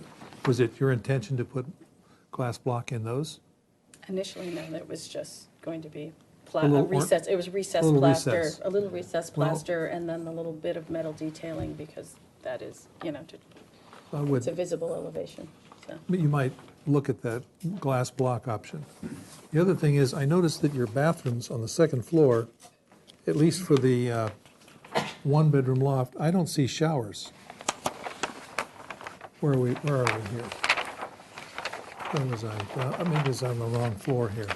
No, that is the second floor. No, there's something else here. It was on the first one. Oh, downstairs. So these are just powder rooms. Powder rooms. Never On the mind. downstairs, yes. My They're question powder went rooms on away. the downstairs, and they're My full question baths on went the away. upper floor. Yeah. Correct. So, there's one other comment about those pilasters. Going to sheet A7. You have existing pilasters that divide up the space 1, 2, 3, 4, 5, 6. But you actually have 3 units in there. And I think that the elevation would be helped if you were to extend the pilasters that currently divide your 2-bedroom units up to support the trellis beam. Leave the intermediate ones down and put a substantial beam across there that supports your trellis rafters. It would give some articulation and module to the building. It's more like this, 2, 3, 4, and so forth. It's a suggestion. Those are my comments. Okay, thanks. Kevin? Yeah, I agree with Howard. I think it's overall it's a pretty sort of innocuous proposal. You're not really changing the building envelope that much. I agree that it should probably skew more towards the traditional detailing, or traditional Santa Barbara style detailing. I think if you could look for opportunities to give it a little spice here and there, because it is pretty repetitious and monotonous along that elevation, I think you could add some special elements here and there that are a little bit bigger gesture, and I think it'd be great. Thank you. Okay, thanks. Amy? Yeah, I agree with Kevin's comments. I think that it's a good retrofit for the building, and I think that the amount of outdoor space that you have for each unit is really nice, especially at the ground level and up at the second level. And I agree too with the traditional detailing, given the character of the building. But I think the landscaping is nice as well. I think that will add to the project. I do think that, just for clarity, this second floor plan needs to reflect the design and show kind of which pieces are Right. how it matches the elevation. But other than that, I think it's a good mix of units, and it's good that you have a couple extra parking spots. Thanks, Amy. David? Agree with the consensus of the rest of the board members. I just think maybe pulling the railing back and tying it in to more traditional look. More like a woven. Yeah, just something. I think Like just that the wrought contemporary iron. look is a lot further, I think, than it needs to go. Okay. Overall, I think it's great. You guys are using the existing space. There's a lot of economics there. I think the openings you guys, overall, the rest of it, I think the massing is great. And the openings, you guys have really thought about that, the repetition of the plan. So it's just a matter of details, personally. I think it's just resolution of the details on the existing additions and how they resolve back to the existing, or the new additions to the existing. Trellis details, I think someone's comment about how that resolves the pilots, which I think that's an interesting thought to kind of work through and see what that gives. Following that line, though, maybe the width looks fine to me, but I think the depth, I think it maybe scales like at a foot right now, so maybe if there's a possibility to thicken it on the backside to kind of give it more of a pronunciation, since it is running up 2 elements, possibly 3 to catch that trellis, that might look a little bit more substantial then at that point. Another thing I would point out is maybe the transformer's location, the proximity of it to the open space, or the dedicated open space, is a little problematic for me. So if there's an opportunity not just to screen it with landscaping, but it's something that's a common theme that keeps coming up lately. Yeah.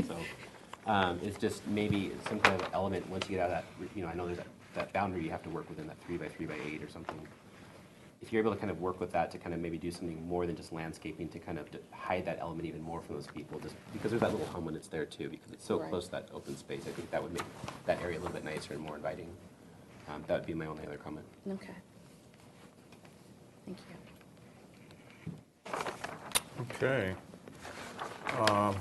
So I'll just summarize. From what I heard from the board, it sounds like it's ready for PDA and with comments.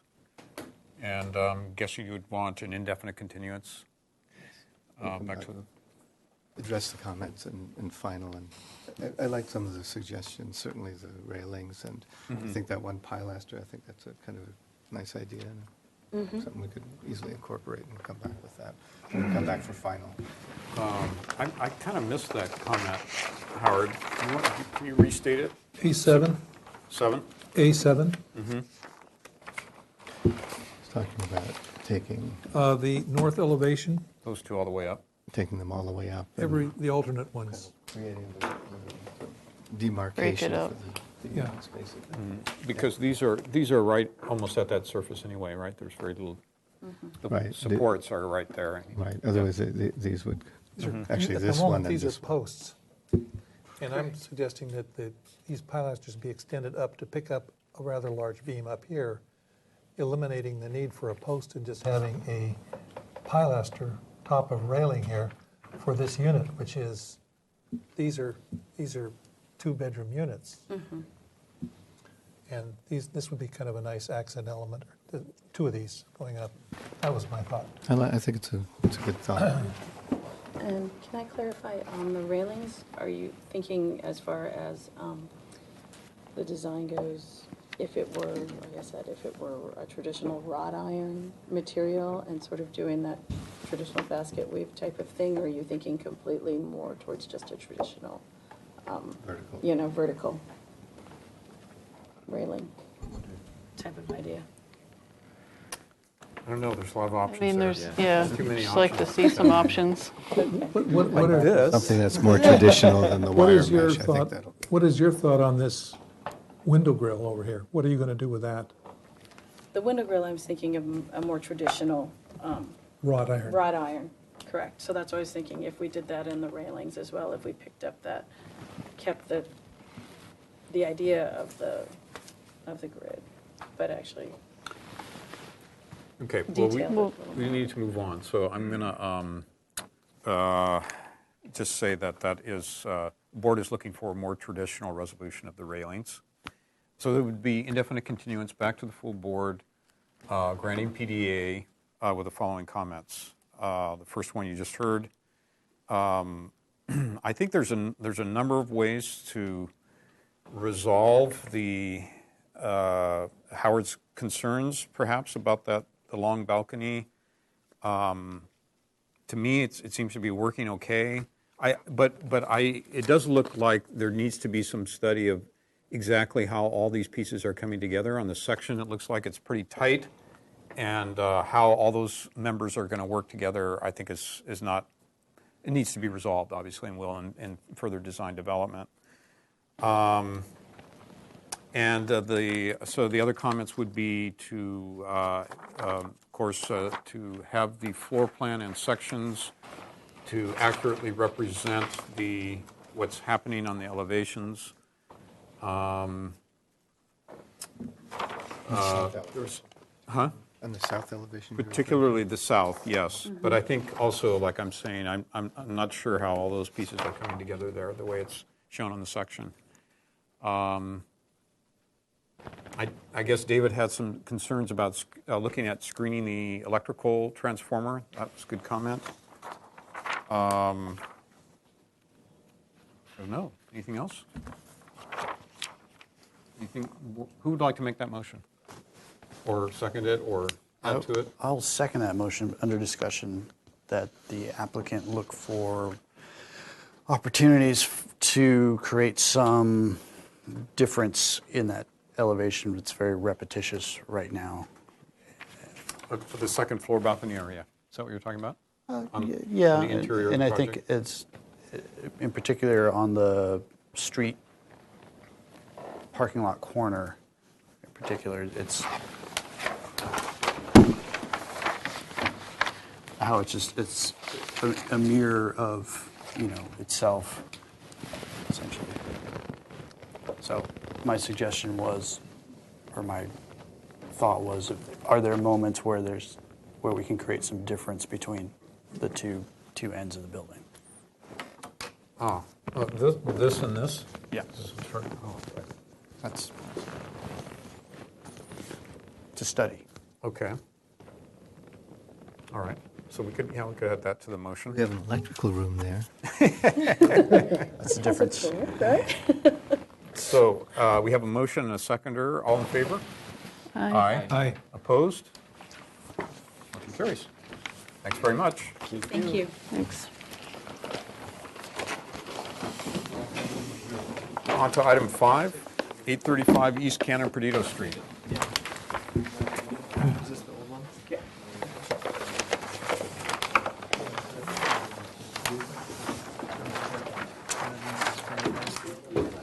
Is there such a thing as a Canary Island pine? Okay. Yes. I thought it was Canary Island palm. It's a pine. I'm not certain. I think there's a pine, though. Some photos I want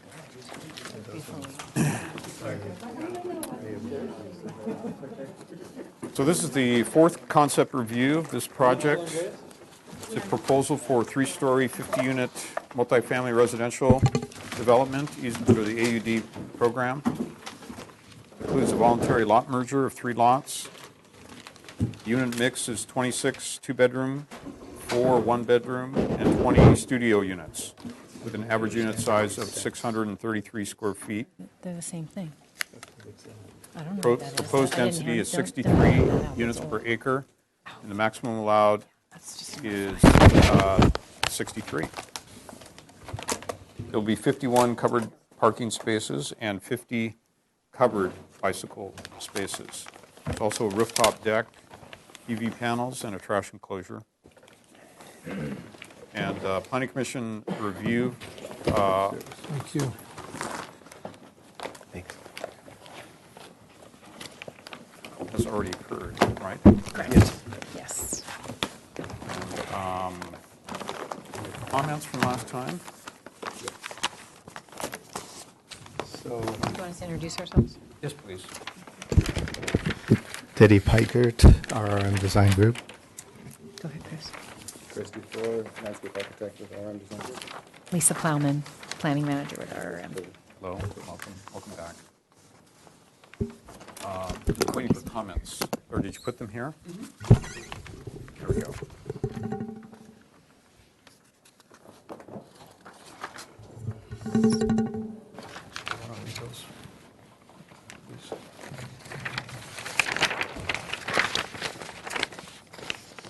Okay.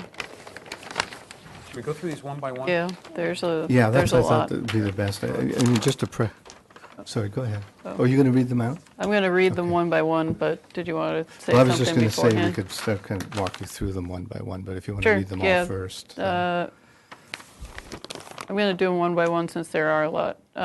Third floor parapet elements need to have more variation on the Canon Perdido side, as well as the Felinda Avenue side.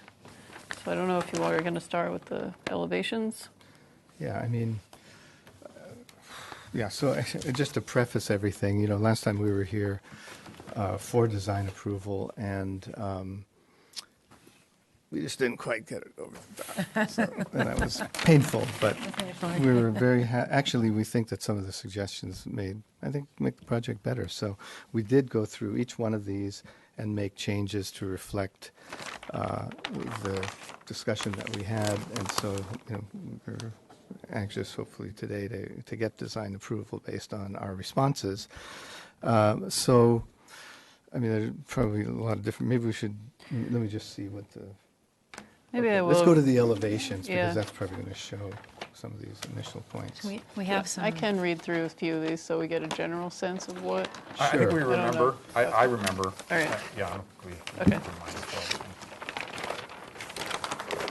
In fact, when we get to these, it might be, Debbie can go through each of the comments that are addressed on these elevations. Sure. Exactly, that's what it is. So, yeah, if you want to read several of them in a row, and then I'll just kind of walk you through Yeah, them. so there's the third floor parapet element that needs to have more variation on the Canon Perdido side as well as the Felinda Avenue side. The board preferred the variation in window sizes and proportion along with the canopies that were shown on the previous plan. And then restudy the long roof canopy element at the northeast corner adjacent to the outdoor deck and elevator. Provide more consistency in the architectural character. If Art Deco is the style selected for the building, then there should be more consistent application of that style. Detailing, including fencing and plaster elements, the choice of style used on the building should also apply to the planter, hardscape, and landscape design. Okay. We could probably start there. Yeah. So in the previous set of plans, we had these little sort of pop-up elements at the corners that were just a single step up, and so we've added this additional step, which is kind of again moving kind of a little bit more in the direction of that sort of Art Deco kind of detailing that touches on the context of a kind of an Art Deco building at the corner of Milpas and Canon Perdido. In a couple of instances, we've added some additional elements to create that some variation in the roof. And again, we don't have a lot of flexibility there because the Planning Commission was very keen on maintaining a 36-foot height. And so, we weren't going to start moving the parapets up higher than what what the 36-foot limitation kind of imposed upon us. But we did add those things. And I think when you look at the building in 3 dimensions, we have some 3-dimensional views. You'll see that just the fact that there's a lot of movement in the mass of the building that does create a kind of a sense of variation in the roof heights. The window sizes was another topic of discussion. In a previous iteration, prior to the last time we were here, we had shown some areas where we had broken up the windows into 2 separate 30-inch windows. 2 separate 30-inch windows at the 3rd floor level, and so we've kind of come back to that. That was really a preference of the board, so we've added that variation into the 3rd floor, and in some instances we've dropped it down even to the 2nd floor, as you can see on the Canna Perdido elevation over here, and again maintain that theme on the Felinda side as well. And on this side, it's a little bit different because these are the studio units that just have one very large or 9-foot wide kind of sliding glass door. But we did add a couple of smaller windows where appropriate. The long roof canopy, which is what you're looking at over here. Again, we're just kind of treating it in a very simple manner. It's just a continuation of the roof with some columns that come down onto a wall that's beyond, it's set back, a number of feet back, because this is actually, the unit has a roof deck on it. You can see by the placement of umbrellas and everything there. That's how we handled that one. Architectural character, I think that's kind of overall all the different changed elements. And I think we want to point out we changed it's sort of hard to read there, but we changed the entrance, which was a big issue for everybody, was wanted to make the entrance a little bit more inviting and change some of the railing designs details to make it more Art Deco. We did that both here, and on the back here. And we actually, you want to talk about turning the stair out, how we did that? Right, and I think that's going to show up when we get to the site plan, the landscape plan. We kind of revised the landscape plan significantly from what we had before to address that with the planter wall and all that. We'll get to that in a few minutes. And I think we did some work on the tower. Right, we kind of revised the tower with a series of sort of recessed flutes that are reflected on the 2 sides of the tower there. Stairways. Detailing the stairway parapet on the west elevation. I think we're talking about those back.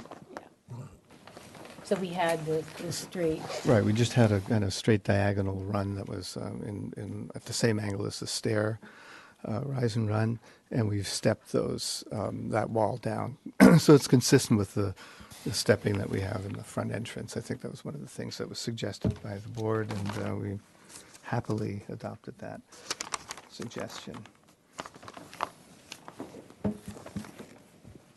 So we talked about window elevations, planter boxes. I think one of the things is we showed a lot of plants and things on some of the balconies, and we've kind of taken those off because really the idea there, these are private balconies for the residents, and some will obviously put pots out there and have some plants, and others will not do that. So we just kind of took them off, and basically in a couple of places we've shown them just to indicate that yes, there are going to be residents who will put some plants out on their balconies, and that will enhance some of the planting in the facade of the building. One of the things we added on the end of that stairwell at the landing there at the front entrance. Again, on the Canna Perdido elevation, we're going to put a wall trellis that'll be kind of turn that into a green wall at that end. That was something that wasn't discussed earlier, but we've decided to add that. So let's, I'm sorry. No, I was going to, so a couple of the last ones are with the landscaping, provide more trees as well as larger trees, particularly around the perimeter of the building. I guess we can go to the color. The elevation should be consistent with the planter areas shown in plan. The tree shown in the elevation should be more transparent. And then provide additional graphics to help the board understand how this project will fit within this area, specifically a two-dimensional streetscape. We do have that. So those were all the comments. So here, Diddy, do you want to talk a little bit about what's happening here? Go ahead. You can sit down. I can just cover. Yeah. So originally, in the previous version of this, we had just a kind of a slightly different design. We had a curved wall there, and some planting around, et cetera. And what we've done here is we've kind of reconfigured the stair a little bit so that when you come to the bottom of the stair, in other words, if you're on the ground and then attempting to enter the stair, we've brought out a landing with a couple of steps that make the thing much more inviting, just so it becomes part of the configuration of the space there. And then we're just looking at some patterns in the concrete work there that sort of reflect the fluting on the tower and some of the Art Deco detailing on the wrought iron there.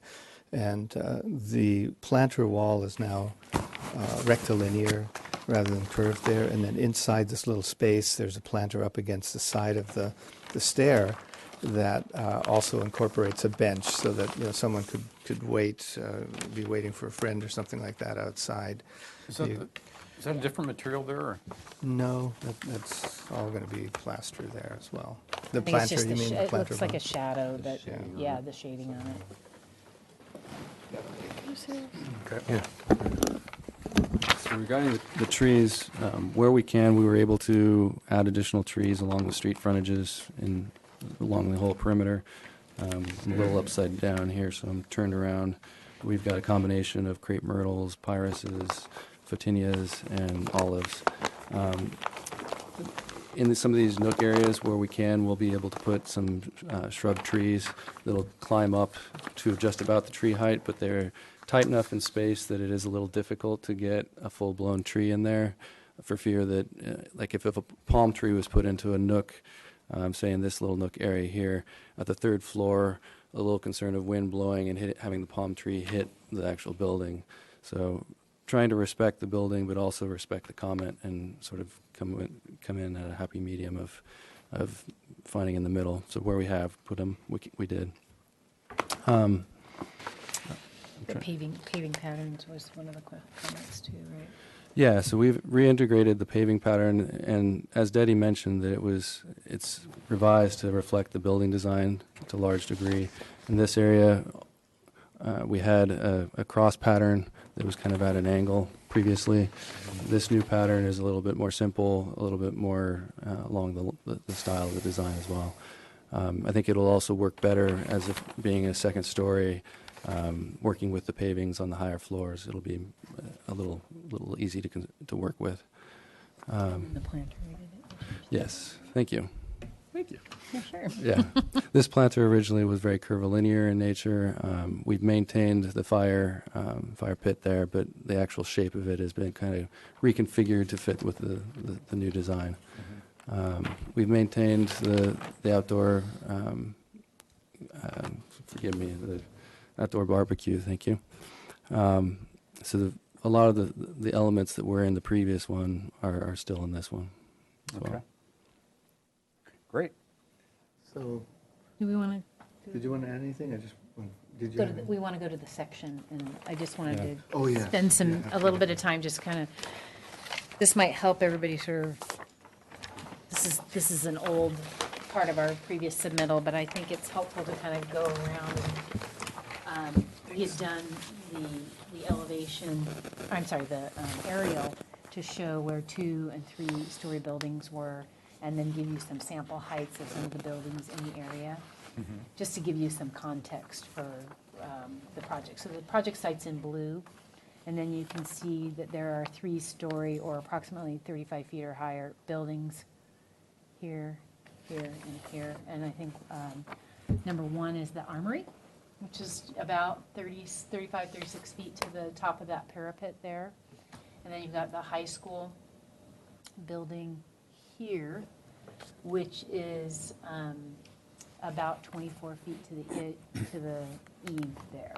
And that's actually an elevated building. It's about, I don't know, 5 feet up on Above the sidewalk. Above the sidewalk. Mm-hmm. Retaining wall right there. Yeah, yeah. And then And you have, if I may, it also looks like it's closer to the street than your project.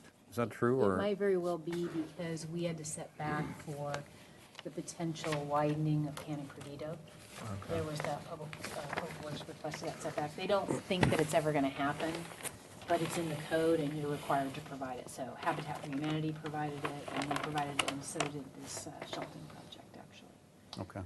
And then there's the Habitat for Humanity, which is a 2- and 3-story, but there are some portions that are 45 feet back in this area. That just kind of gives you an idea of what we've got, and then you can see some of the pictures of those buildings here. CAF building. And the existing building.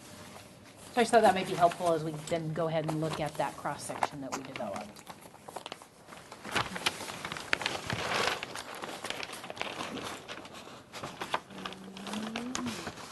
One or two.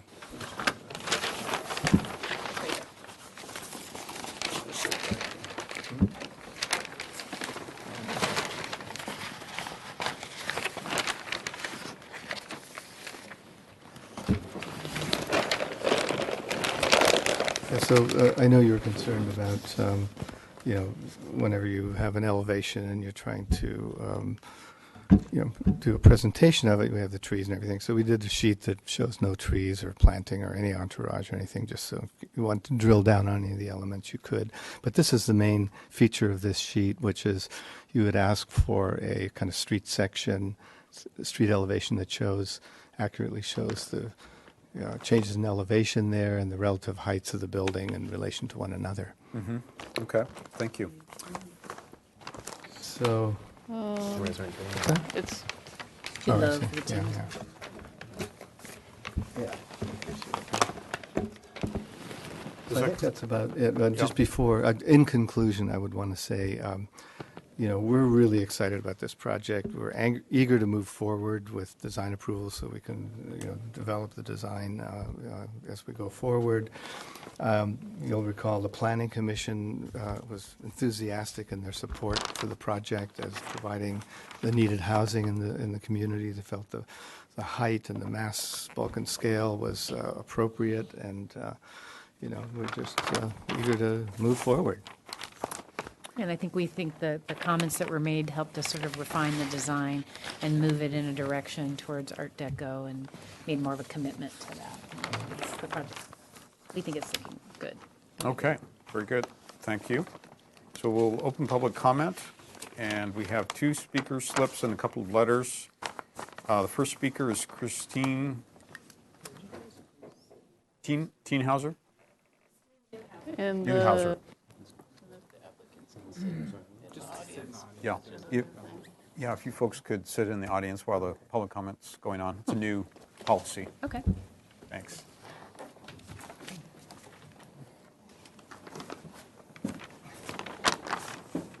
Here? Yes.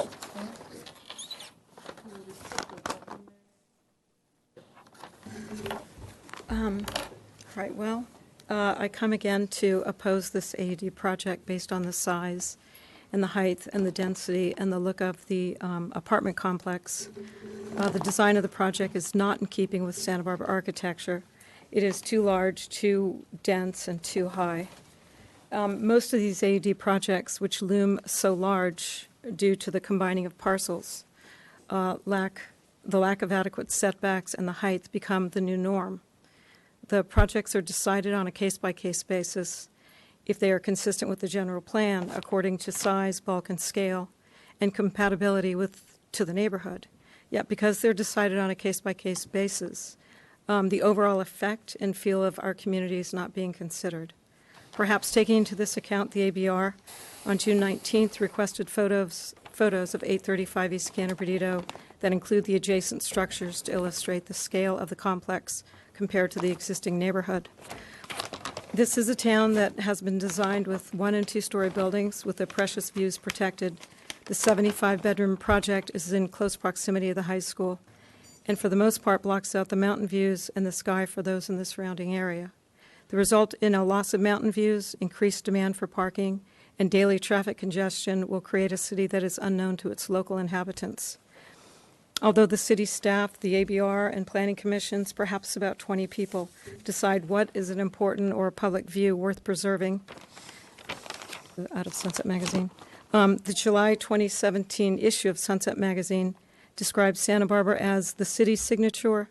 Red tile roofs, whitewashed buildings, and lush gardens are nestled between a dramatic mountain range and the sparkling sea, evoking the topography and architectural aesthetic of the European Riviera with a distinctly California twist. I think we're doomed to lose Santa Barbara and its attraction if we do not reassess, slow down, and limit the size of the projects being built using the AD incentives. If developers were told to scale back the projects, they would still be there, evident by so many applicants waiting in line. These complexes are not affordable housing that the local working population can sustain. Please do your best to help them and in turn the city of Santa Barbara. Thank you.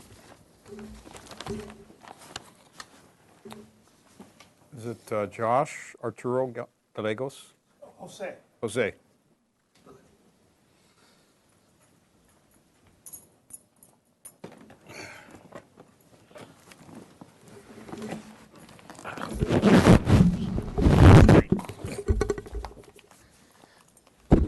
Jose Arturo Gallegos. I am a native son of Santa Barbara. I grew up in the east side. Went to Franklin School, Santa Barbara Junior High, and Santa Barbara High School. And I do remember there was an old dairy place. I can't remember if it was Arden, Carnation, but I know McConnell's started there sometime in the 40s.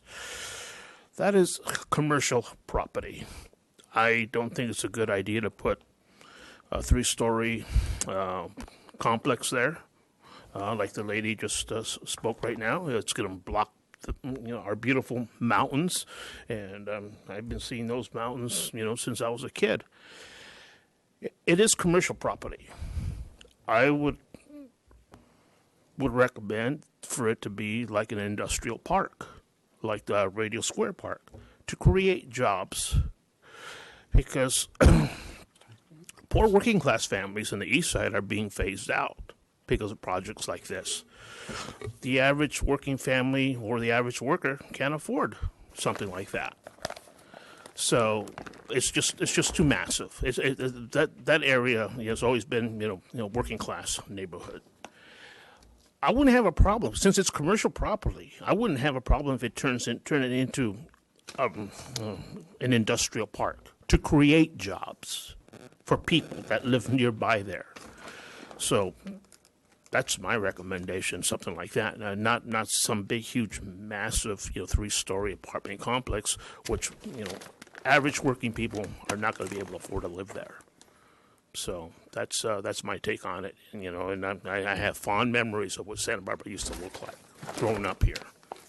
So, I miss the old ballpark that used to be here, the old Laguna Ballpark. It's gone.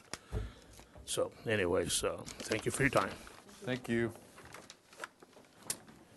All right, we had a couple of letters as well.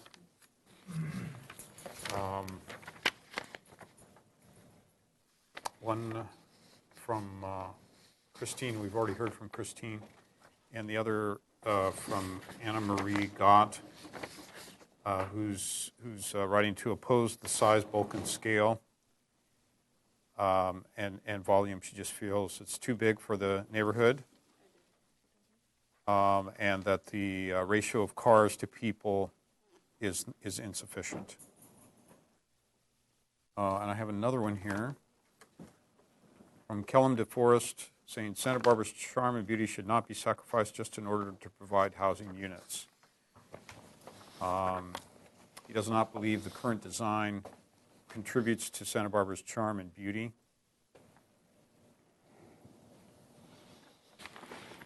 Period. All All right, unless there's someone else that would like to speak on this project, we'll close public comment and go to questions from the board. Howard.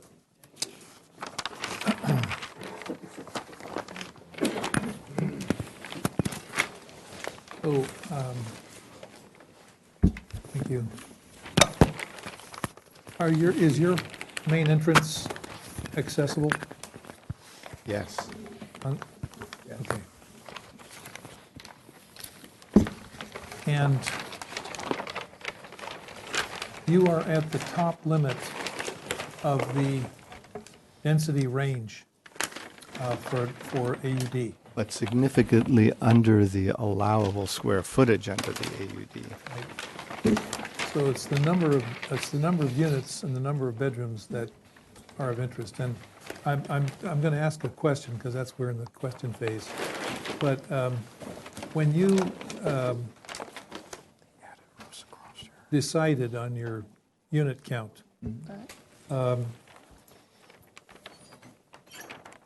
did you decide that based on what the maximum capacity was, or what the how the finances worked out, or how did you decide on the unit count? Well, it's a combination of a lot of factors. We could have gone to bigger units and gone to a fourth story, but we very consciously and purposefully, understanding sensitivity about height and issues of that nature, to make the building work as a three-story complex. And of course, the economics are absolutely critical. We could have gotten better income with larger units because our average unit size here is only 611, I believe. Or 600, I think it's 636. Okay. It's 635? 635, something. However, the allowable average unit size would have been 811. So you could have much bigger units, gone to a fourth story, maybe even. And we have about 10,000 square feet less than would be allowed under the code. And we had a much simpler building design when we came in originally with the brick building. It was a much simpler sort of industrial loft style building. This is much more complicated, much more expensive, and so every square foot of rentable space is critical, especially when you think about the fact that we're also building a parking garage, which is expensive to build. This is not a mixed-use project. Sorry. This is not a mixed-use. There's no project. commercial in this. No commercial. There is additional parking. There's one additional space, and then through the closure of driveways along Felinda and the change in the commercial parking at the front, in our coordination with Public Works, they determined we're going to add 5 to 7 new on-street spaces. Okay, so those are my questions. Okay. Kevin.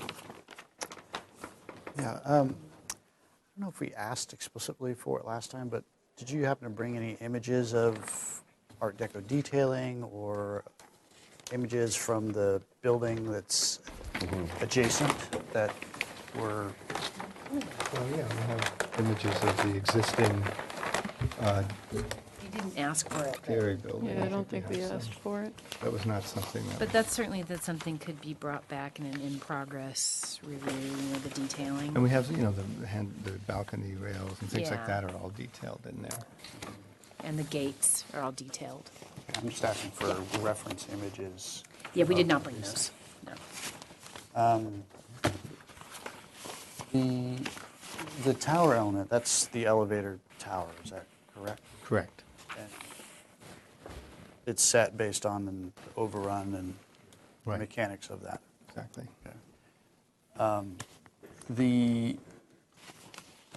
Which elevation that is? I guess it's what is this elevation? That's Felinda.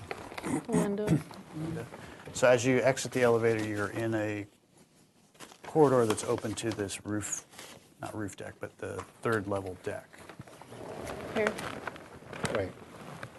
Yeah.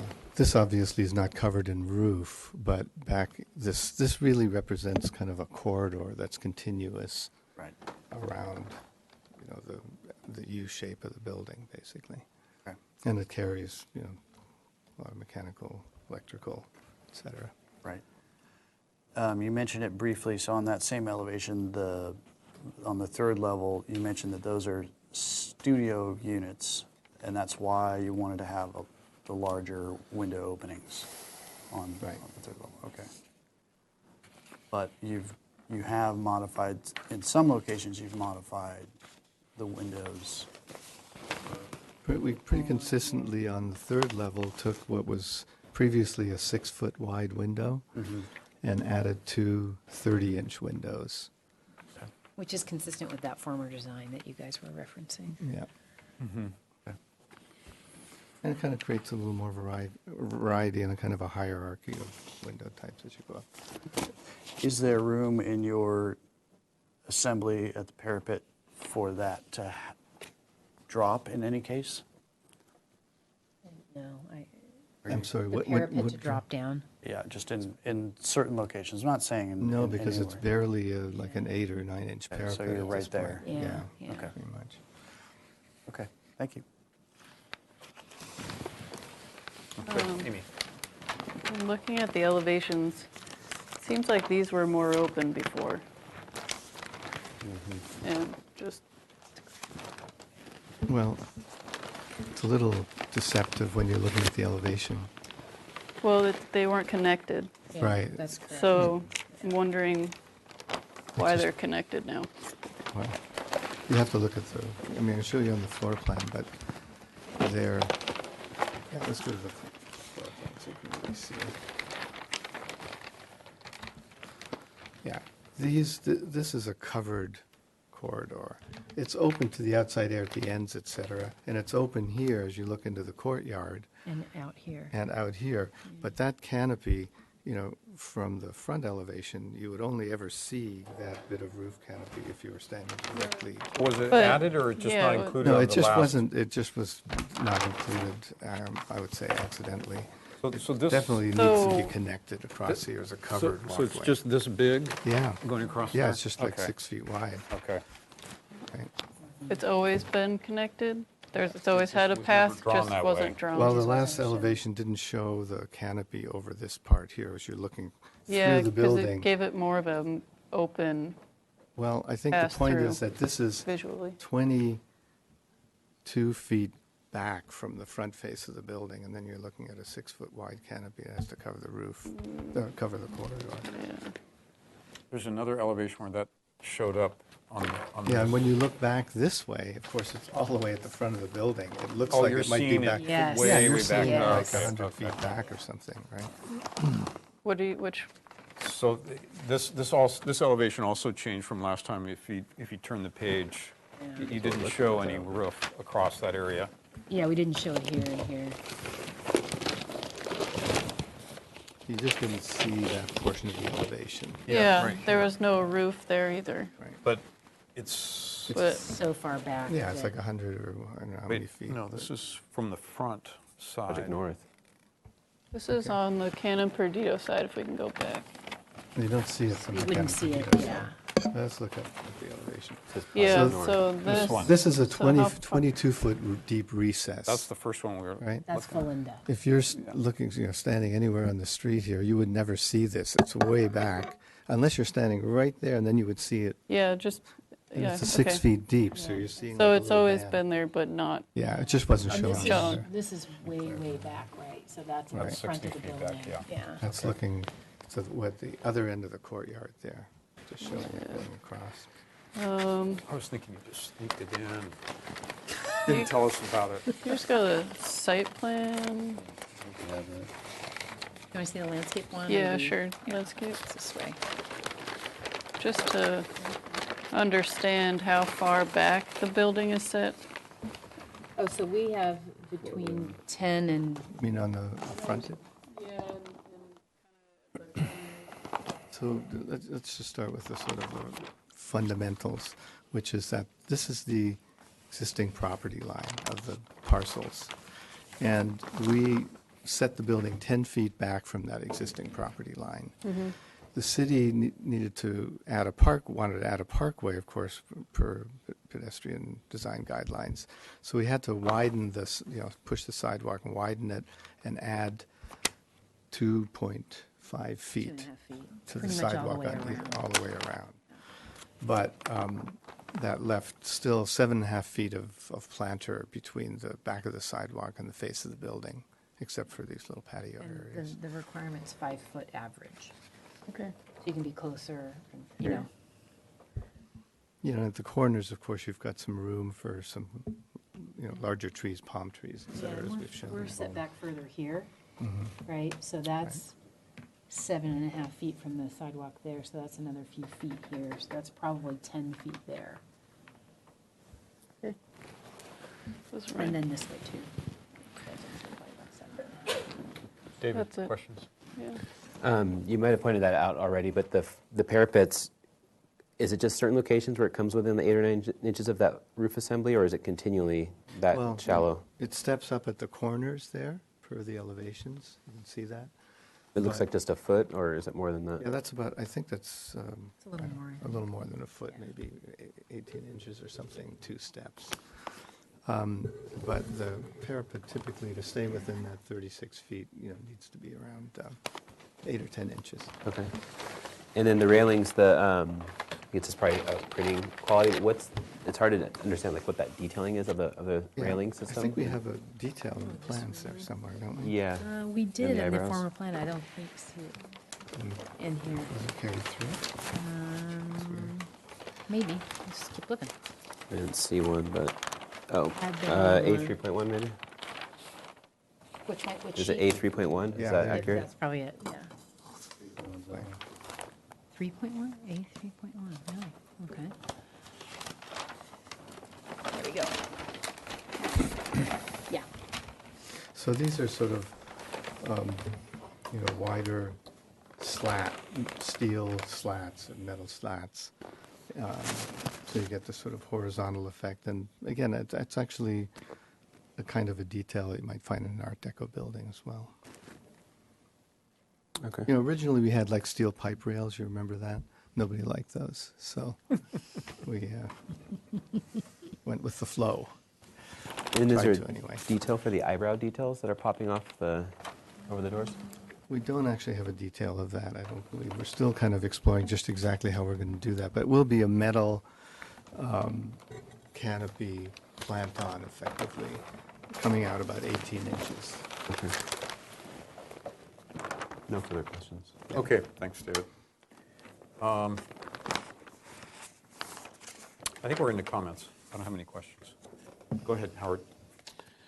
I think you're moving in the direction of Art Deco is a good one, and I think it is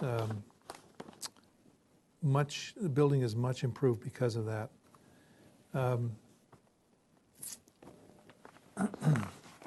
I'm looking at elevation sheet. Let's see, where are we here? 2.1.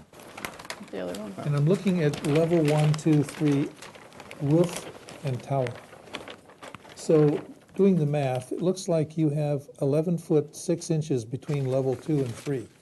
So that's a floor-to-floor height, right? Between 2 and 3. 2 and 3 here. And then you do the next one between level 3 and the roof is 12 foot 6 inches. So what is, why is that? I think that may be a discrepancy. I'm not sure exactly why that is indicated that way, but what we're doing is we're providing 10-foot ceilings in these rather small units. Okay. And then we're assuming about an 18-inch Right. floor depth. So the second to the third floor will be similar, except that we do have the parapet that we need to provide there in order to provide a proper roof edge. Okay. Well, I think that the plate-to-plate height is too high, and it is what is making this building a little bit overwhelming. These are affordable unit housing? No, they're not affordable housing units. I mean, excuse me, AUD. AUD housing. They're correct. supposed to be Mr. for Chair, affordable. just a reminder, we are in people comments. who work here and. Correct. Yeah, worker housing or whatever. And I think the 10-foot ceilings is a luxury. It's what drove Chapala 1, and I don't think it needs to drive this project. The other two comments I have are very minor. The canopies and the balconies, the metal, this appended metal, does not seem appropriate for this building. I would like to see something in plaster, something in more substantial than metal, and I would certainly like to see brackets, either brackets that hold up the canopy or brackets that support the balconies, as opposed to just, and I think the railings need to be studied to be more, maybe less industrial.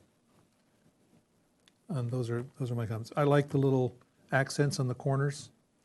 I think you know, when you get closer to those and look at them, you might scallop or maybe batter or whatever. I think you show some batter in one elevation here. But those are effective. Those are very effective. I like the tower, elevator tower. So how would it be fair to say you're looking for more detailing that reflects the Art Deco character? Yes. Okay.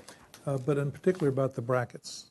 Something that looks like it's mechanical, holding up, mechanically supporting the awnings, not awnings, the canopies, and supporting the balconies. Okay. And I'm very concerned about the plate-to-plate height. Okay, thank you. Kevin? Don't have much to add to Howard's comments. I do wish there was a way that, particularly in the perspective, if we could put this in front, I do wish there was a way to manipulate either the tower height or the height of this parapet to get the tower to read more like, you know, a tower. It's sort of, it's you know, so I don't know Could if be taller. I would like to make it taller. Right, you know, that's always the question, right? I mean, so before you had more of a canopy style, thinner roof over that. Now you've gone to a parapet section that's the same height as the adjacent. If there's a way to manipulate that particular height just so at the corner it appears that that tower is more of a tower, that would be, I would support that. It's like you brought it down from last time. Yeah. The detail is I don't different. think we changed it. The detail is a little different.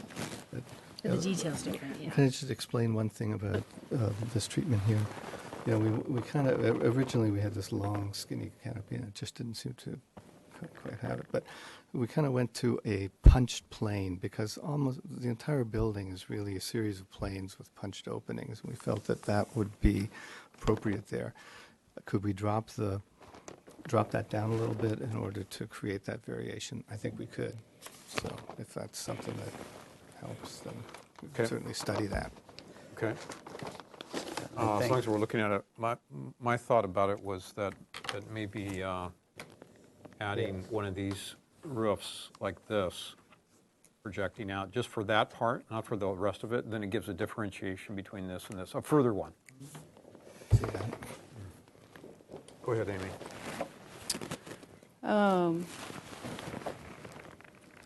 I guess overall, I would like to see, just because they were portrayed as more open, like views through the complex. I mean, I would like that to, I think that would be more successful the way that it was shown previously, so that it breaks up the mass. And I think that I like the detail at the parapet, but I don't think that I think it needs to vary more, because it's pretty straight across. And I know looking at the 3D views, you start to see at the corners that the building kind of moving back and stepping back, but I just feel like, especially when we look at this elevation, I think there needs to be more change in height, and whether a portion was like removed but I do feel strongly that those should be more open. in between the buildings.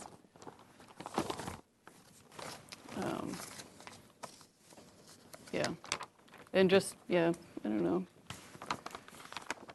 stepping back from the corners even more, but I think it's the more the roof height and like breaking up the mass on like the long elevations so that we can start to have some more negative space. Okay, David? I think kind of just piggybacking off of Board Member Witosh's comments is, I think the word overwhelm is probably what I would go with too, is the massing, especially with the site section, you really get an impression of the stepping is definitely occurring on horizontal planes, but vertically that top roof line still just is, that's been problematic for me from the start. I still just kind of see it being very linear still, and the gestures are there at the top with those little end pieces, but I think they're small. They're not enough to really read as articulation. Looking back at the last round of elevations, you started to do those too, but they were longer and it was simpler. It was just one step. It wasn't the two that you guys have, but they were also overall scale was larger. So if they had been beefed up a little bit, yeah, you're going over that height, but then you are starting to read things articulating a little bit differently now. So, and then here, this I think is another kind of telling sign of this area before was a lot thinner. So once that became filled in a little bit more, that definitely diminished that tower even further, and it actually added to that massing of the roof lines that I already had issues with. So it's kind of working against, in my opinion, that the articulation that's kind of being sought out right now to break up this overall form of the building, because it does still appear just, in terms of context of the neighborhood, it just overwhelms, and the site it overwhelms too, I feel like. So with the tower, I think being able to see this on an elevation kind of points out my issues, is that the tower is getting lost right now in the form of the building, and really the towers are kind of those guys you want to stand out the most. So I think that's kind of a sign, is if the tower is getting lost, then there's something that's kind of not, on the corner perspective, different story, but elevation-wise, I think you don't see the tower. It doesn't read first because of height, and also because of, I'd go over here and look at this though. In terms of height, it doesn't poke up that much, and in terms of overall width, these forms definitely dominate your line of sight before you get to this. So I think I don't know what the solution is, but I definitely think working at plate heights is probably a really good first step to just articulate a little bit more and maybe pull back around the towers to kind of reinforce that element, because I think that's starting to be more successful. The other comments would just be the railing, the eyebrows, things like that. I think those do need to be explored a little bit more to kind of tie in. Those do read more industrial to me than Art Deco, but the direction I think it's definitely moving past what was originally proposed. So just more clarification of details. If Art Deco is the route, then I think that is your anchor to kind of show that there is a consistency of something that was in that area. And I think that, in conjunction with plate heights and articulation of a roll form, I think that'll help not appear as overwhelming as it is right now for me. Okay, thanks, David. Mr. Chair? Yes. Can I please step in for one moment? I just wanted to remind the board that when the applicant was here last time, it was pretty clear that the board wanted them to beef up that element that you're now saying is diminishing the tower. So for the sake of consistency, it seems strange that you would go back. Mr. Chair, I have a point of order that I'm pretty uncomfortable about. Were you here at the last meeting? But you were not. No, I was not. And neither was Howard. Which meeting? The last one. The last time this was Last time reviewed. we were here, when we went 6:18, I was through not here. a detailed description of the items that the board wanted to see us address. Yeah, well, I'm going to address that. Yeah, yes, because we gave very specific direction last time, and we also felt that you were borderline of being ready for a PDA. Right. So to come in now and ask you to change plate heights, to me, that's inappropriate. And stepping back more at the corners, stepping the building back. No, this is already the basic mass bulk and scale was, we've bought off on that. So I think that's inappropriate to try and step back on that. There are specific things, though, that we mentioned last time that I think still need further addressing. And I'll just go through them. So one was the third floor parapet element which we asked you to look at and provide more variation on the Canon Perdido side as well as the Felinda side. And you did. You added a little bit. In my view, it was the absolute minimum. And I'm hearing, from other board members, it's not just me, that it's not enough. There needs to be more variation. And I know you have the hesitation in not wanting to provide more because you had, strong guidance from the PC to keep the height at a certain height. But if we came back to them and said, look, in order for this to have the architectural character that it needs to have, there needs to be more variation, and that means in some places to step up a bit from that. I'm happy and we're to not do talking about 10 inches, Right. 10 inches above 36 feet. Right. It's not going to make this building more overwhelming. So I think that's something that really needs to be looked at more seriously. Okay. You handled the variation in window sizes. You took care of that. Number 3 was restudy the long roof canopy element at the northeast corner, adjacent on the outdoor deck. You made some adjustments there, and I think it was a good adjustment. But we just had a couple of comments. It needs to be studied a little bit further. Number 4, provide more consistency in architectural character. So I think that I'm with other board members who felt like it's still not enough in terms of the Art Deco. It seems to me it's just the bare minimums for a building that's quite large, and that it needs to be carried further. The theme needs to be really incorporated into the building further. And number 4, provide more consistent. Oh, that was it. You did you revised the stairways. There was this comment about providing more trees as well as larger trees, and I was not sure from your presentation. You did that? We did upsize. Okay, thank you. Window variations again. Provide more specific detailing for planter boxes that are shown on the balconies. I don't think you talked about that. Yes, I did. Yeah, you did. We removed the removed appearance them. of formal planter boxes that would be provided by the developer to indicate that those are private balconies. Okay. The residents themselves are going to provide planting there. And the consistency in the elevation, provide additional graphics, you did that. So we have 3 elements from last time that still need some further study. And, so again, I think it's to the board whether, the issue of the parapets, the long roof canopy, and more consistency and further development of the Art Deco character, whether that's enough to, make them go and study it some more before we give PDA. In my view, I think the project's ready for PDA, but it's a vote to the board. How many board members? I think we just ought to state it flat out, unless you have an objection. My only, I don't object. My comment would be that, yes, we'd like to get design approval so we can develop the design further, and we'd be more than happy to come back with an in-progress set to show how we've addressed these to the full board. But we don't want to wait another month or something to address a couple of relatively minor issues, as I see it at this point. Mm-hmm. How many board members feel the project is ready for a PDA? 2? Okay, 2 to 3. Mr. Chair? Yes. So just the comments looking at the last elevations and these, and how these were not shown. Let me just ask you a question about these. All right. You've got a 10-foot plate for those as well?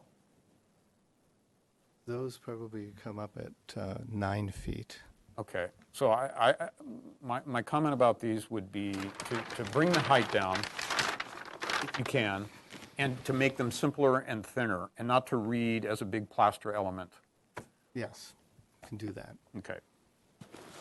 Thin canopy. But I think it's really misleading to look at this elevation and think This that one in particular, because it's so far back. you do not see those You wouldn't see except them as a on very this thin elevation. line. Yeah. And the same thing with this one. It's 22 feet back. You see a... Well, that one's more visible, but I think it could still be reduced. Yeah, we can reduce it, sure. Additionally, since it's so far back, the shadow is casting on those railings and making it look like a solid element.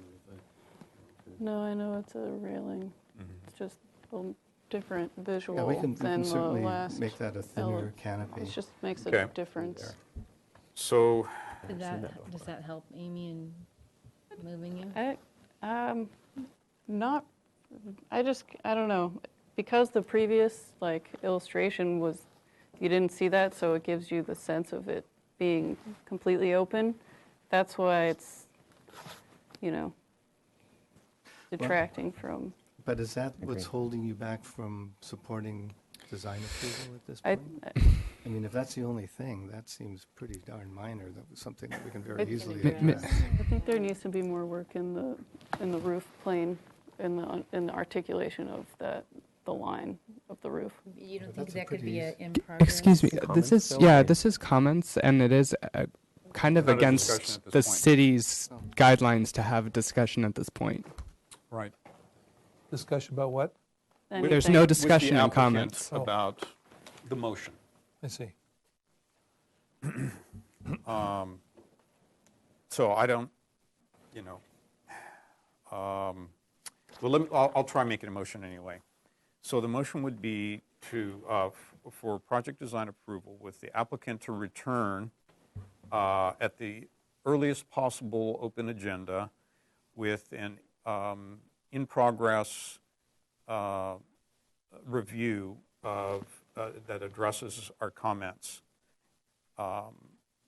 And the comments are, number one, the third floor, this be carrying forward number one from the last motion. The third floor parapet element needs to have more variation on the Cannon Perdido side as well as the Felinda side. More variation in height. A second comment would be to restudy the treatment of the roof area adjacent to the tower, the corner tower, and or the height of the tower to provide more prominence, I guess. Does that sound right? Yeah. Number three, provide, I think we just carry this, well, no, we'll modify it. So since the Art Deco style has been chosen, there needs to be a further development of that style in various aspects of the building. That would include brackets at the canopies and at the balconies, a more, say, explicitly Art Deco design for the railings, and additional plaster detailing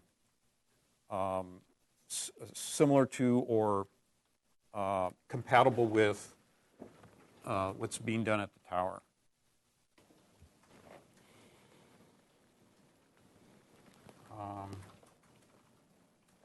And then I would ask that we have the landscape architect on, yes, and that the connecting roofs between the open masses be lowered as much as possible and appear to be of a different material if possible, and to be minimized in height and depth. Mr. Chair, could you also make the 15183 findings in this as part of PDA? Yes. Yeah. It's on your pink slip. Yeah. Well, I was going to also add that we could have the landscape architect on HLC review the plan at this point and make comments for us.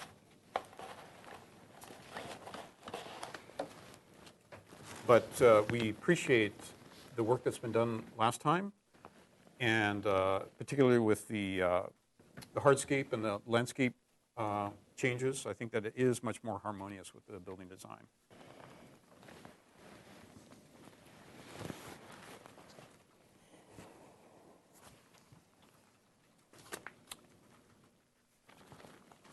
Where is that? Here we go. Not CEQA. Yeah. So the board has reviewed the proposed project, and compatibility analysis criteria have been generally met for this project. That includes city charter and municipal code, compatibility with the architectural character of the city and neighborhood, appropriate size, mass, bulk, and scale. It's number 3. Number 4, there are no adjacent landmarks or historic resources. Number 5, the views of the mountains that are affected are not considered public views by according to the city of Santa Barbara. So there are no public vistas being obscured by this project. And there's also an appropriate amount of open space and landscaping. And any comments from the Planning Commission would also be carried forward. So that's a motion. We need a seconder. Yeah. Okay. For discussion, I would ask that the applicant bring reference images of Art Deco detailing that they're trying to incorporate. Okay. Mr. Chairman, Yes. under discussion. Mm-hmm. So I was not here at the June 18th meeting. However, I have strong concerns about this building being too high, unnecessarily. So I'm going to vote against this motion, although I agree in spirit with all of the other comments that have been made. But I do feel that this building is about 3 feet too high.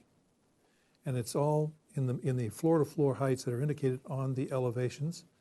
And if I am not allowed to express that opinion or vote my opinion because I did not attend the June 18th or did not view the June 18th video, I will do so and I will vote the next time.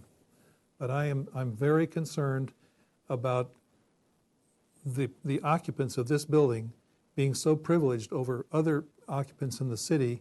And also, I do not agree that this building complies with items 4 and 5, 3 and 5 on the list here. Okay. So I'm going to state that, and you'll know what I think and how I'm going to vote. Okay. So we have a motion and a seconder. And all in favor? Aye. Aye. Opposed? Aye. Aye. We have 3 opposed. So there we go. So we need another motion. Who would like to make a motion? So we could make the same motion with. Can I finish Yes, talking, but please? let's ask what the wrinkle is in the motion. Let me just finish. So we could. I don't want to go on to a big discussion about this because we've already had one. We'll remove the PDA from the motion, and that means we're also not making compatibility findings at this point. Yeah. So how about that for motion? Other board members find that acceptable, or is there something wrong with that? I pretty much agree with Mr. Wutaj's comments. I think probably point for point is that, yeah. Along the process, the comment about massing, I supported overall. The intent is there because I know you guys do good work, and I trust that the process would get resolved. Personally, though, my issues have always been the same throughout the process about the overall heights of the building being too high and not enough articulation. Yeah. That being said, though, when I support those measures and the motions that say I approve the process that we're meeting at the table, we're moving in the right direction together, you guys are responding every time. This may not be what we want to see. That doesn't mean I'm going to vote no against it every time because that doesn't help you guys at all. That doesn't make the process go forward. So I approve Let's that, keep it knowing simple. that, Let's keep it my simple. simple motion is this, that I approve the overall intent and the direction that's being taken. It doesn't mean I still approve of the overall height. The massing to me is one thing. The context is not met. Okay. All right. And Mr. Chair? Yep. It's actually not we have those new infill guidelines that we discussed earlier today, and we had you have the added visual aids that were adopted about a month ago, and all of those were able to be requested, and the board had requested the 2D streetscape in order to make its decision on size, bulk, and scale, and this is the first meeting that you guys are seeing that. So it's not, it was a request and a visual aid from the beginning that you received that to be able to tell size, bulk, and scale. Yeah. And I realize that. And if we had seen this at the beginning, I think we probably would have felt different about it. But at the same time, we've reviewed this project multiple times, and we've never asked them to bring the plate heights down. We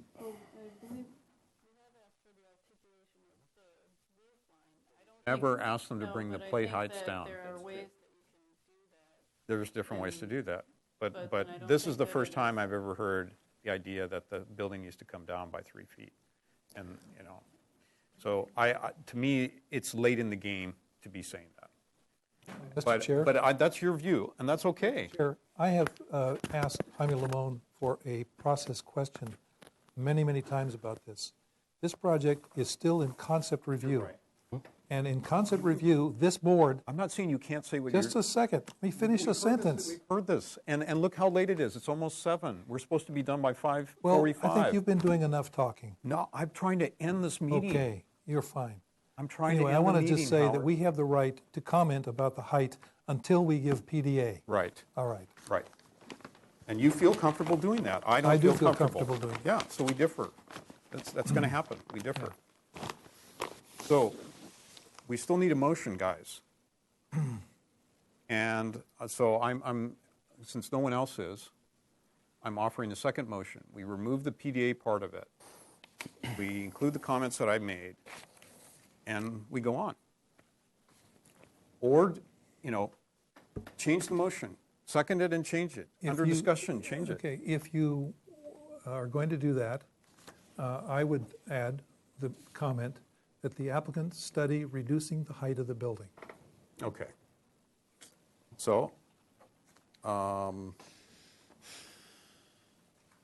sure, we can state it that way. I'll accept that as part of the motion. So we have a revised motion. Is everyone clear about what it is? It's already been reduced 2 feet. Let's read it back real quick. Can you read back what you have?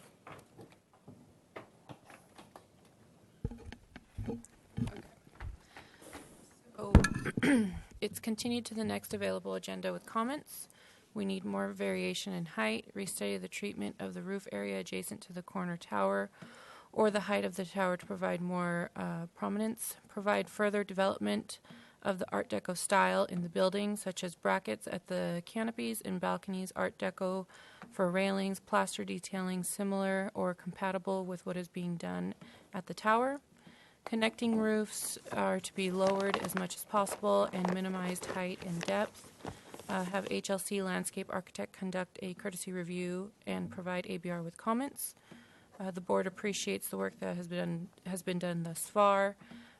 Bring reference images of the architectural detailing and for Art Deco and applicant to study reducing the height of the building.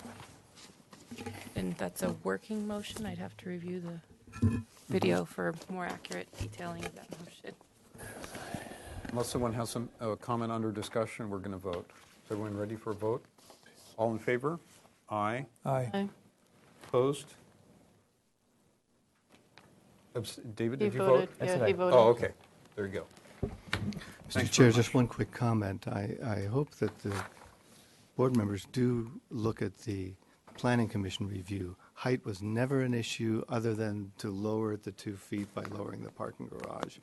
They were fully satisfied with our representation that a 10-foot ceiling height for these very small units was something that would improve the livability of the units, and that's what we're trying to do. And I think we discussed that here at the ABR when we came back. Yes, we did, multiple times. All right. Well, thanks for your efforts. See you next time. And close. Can we be in 2 weeks? 4? That's the next calendar? Another If anybody month? drops out, we need to be on that.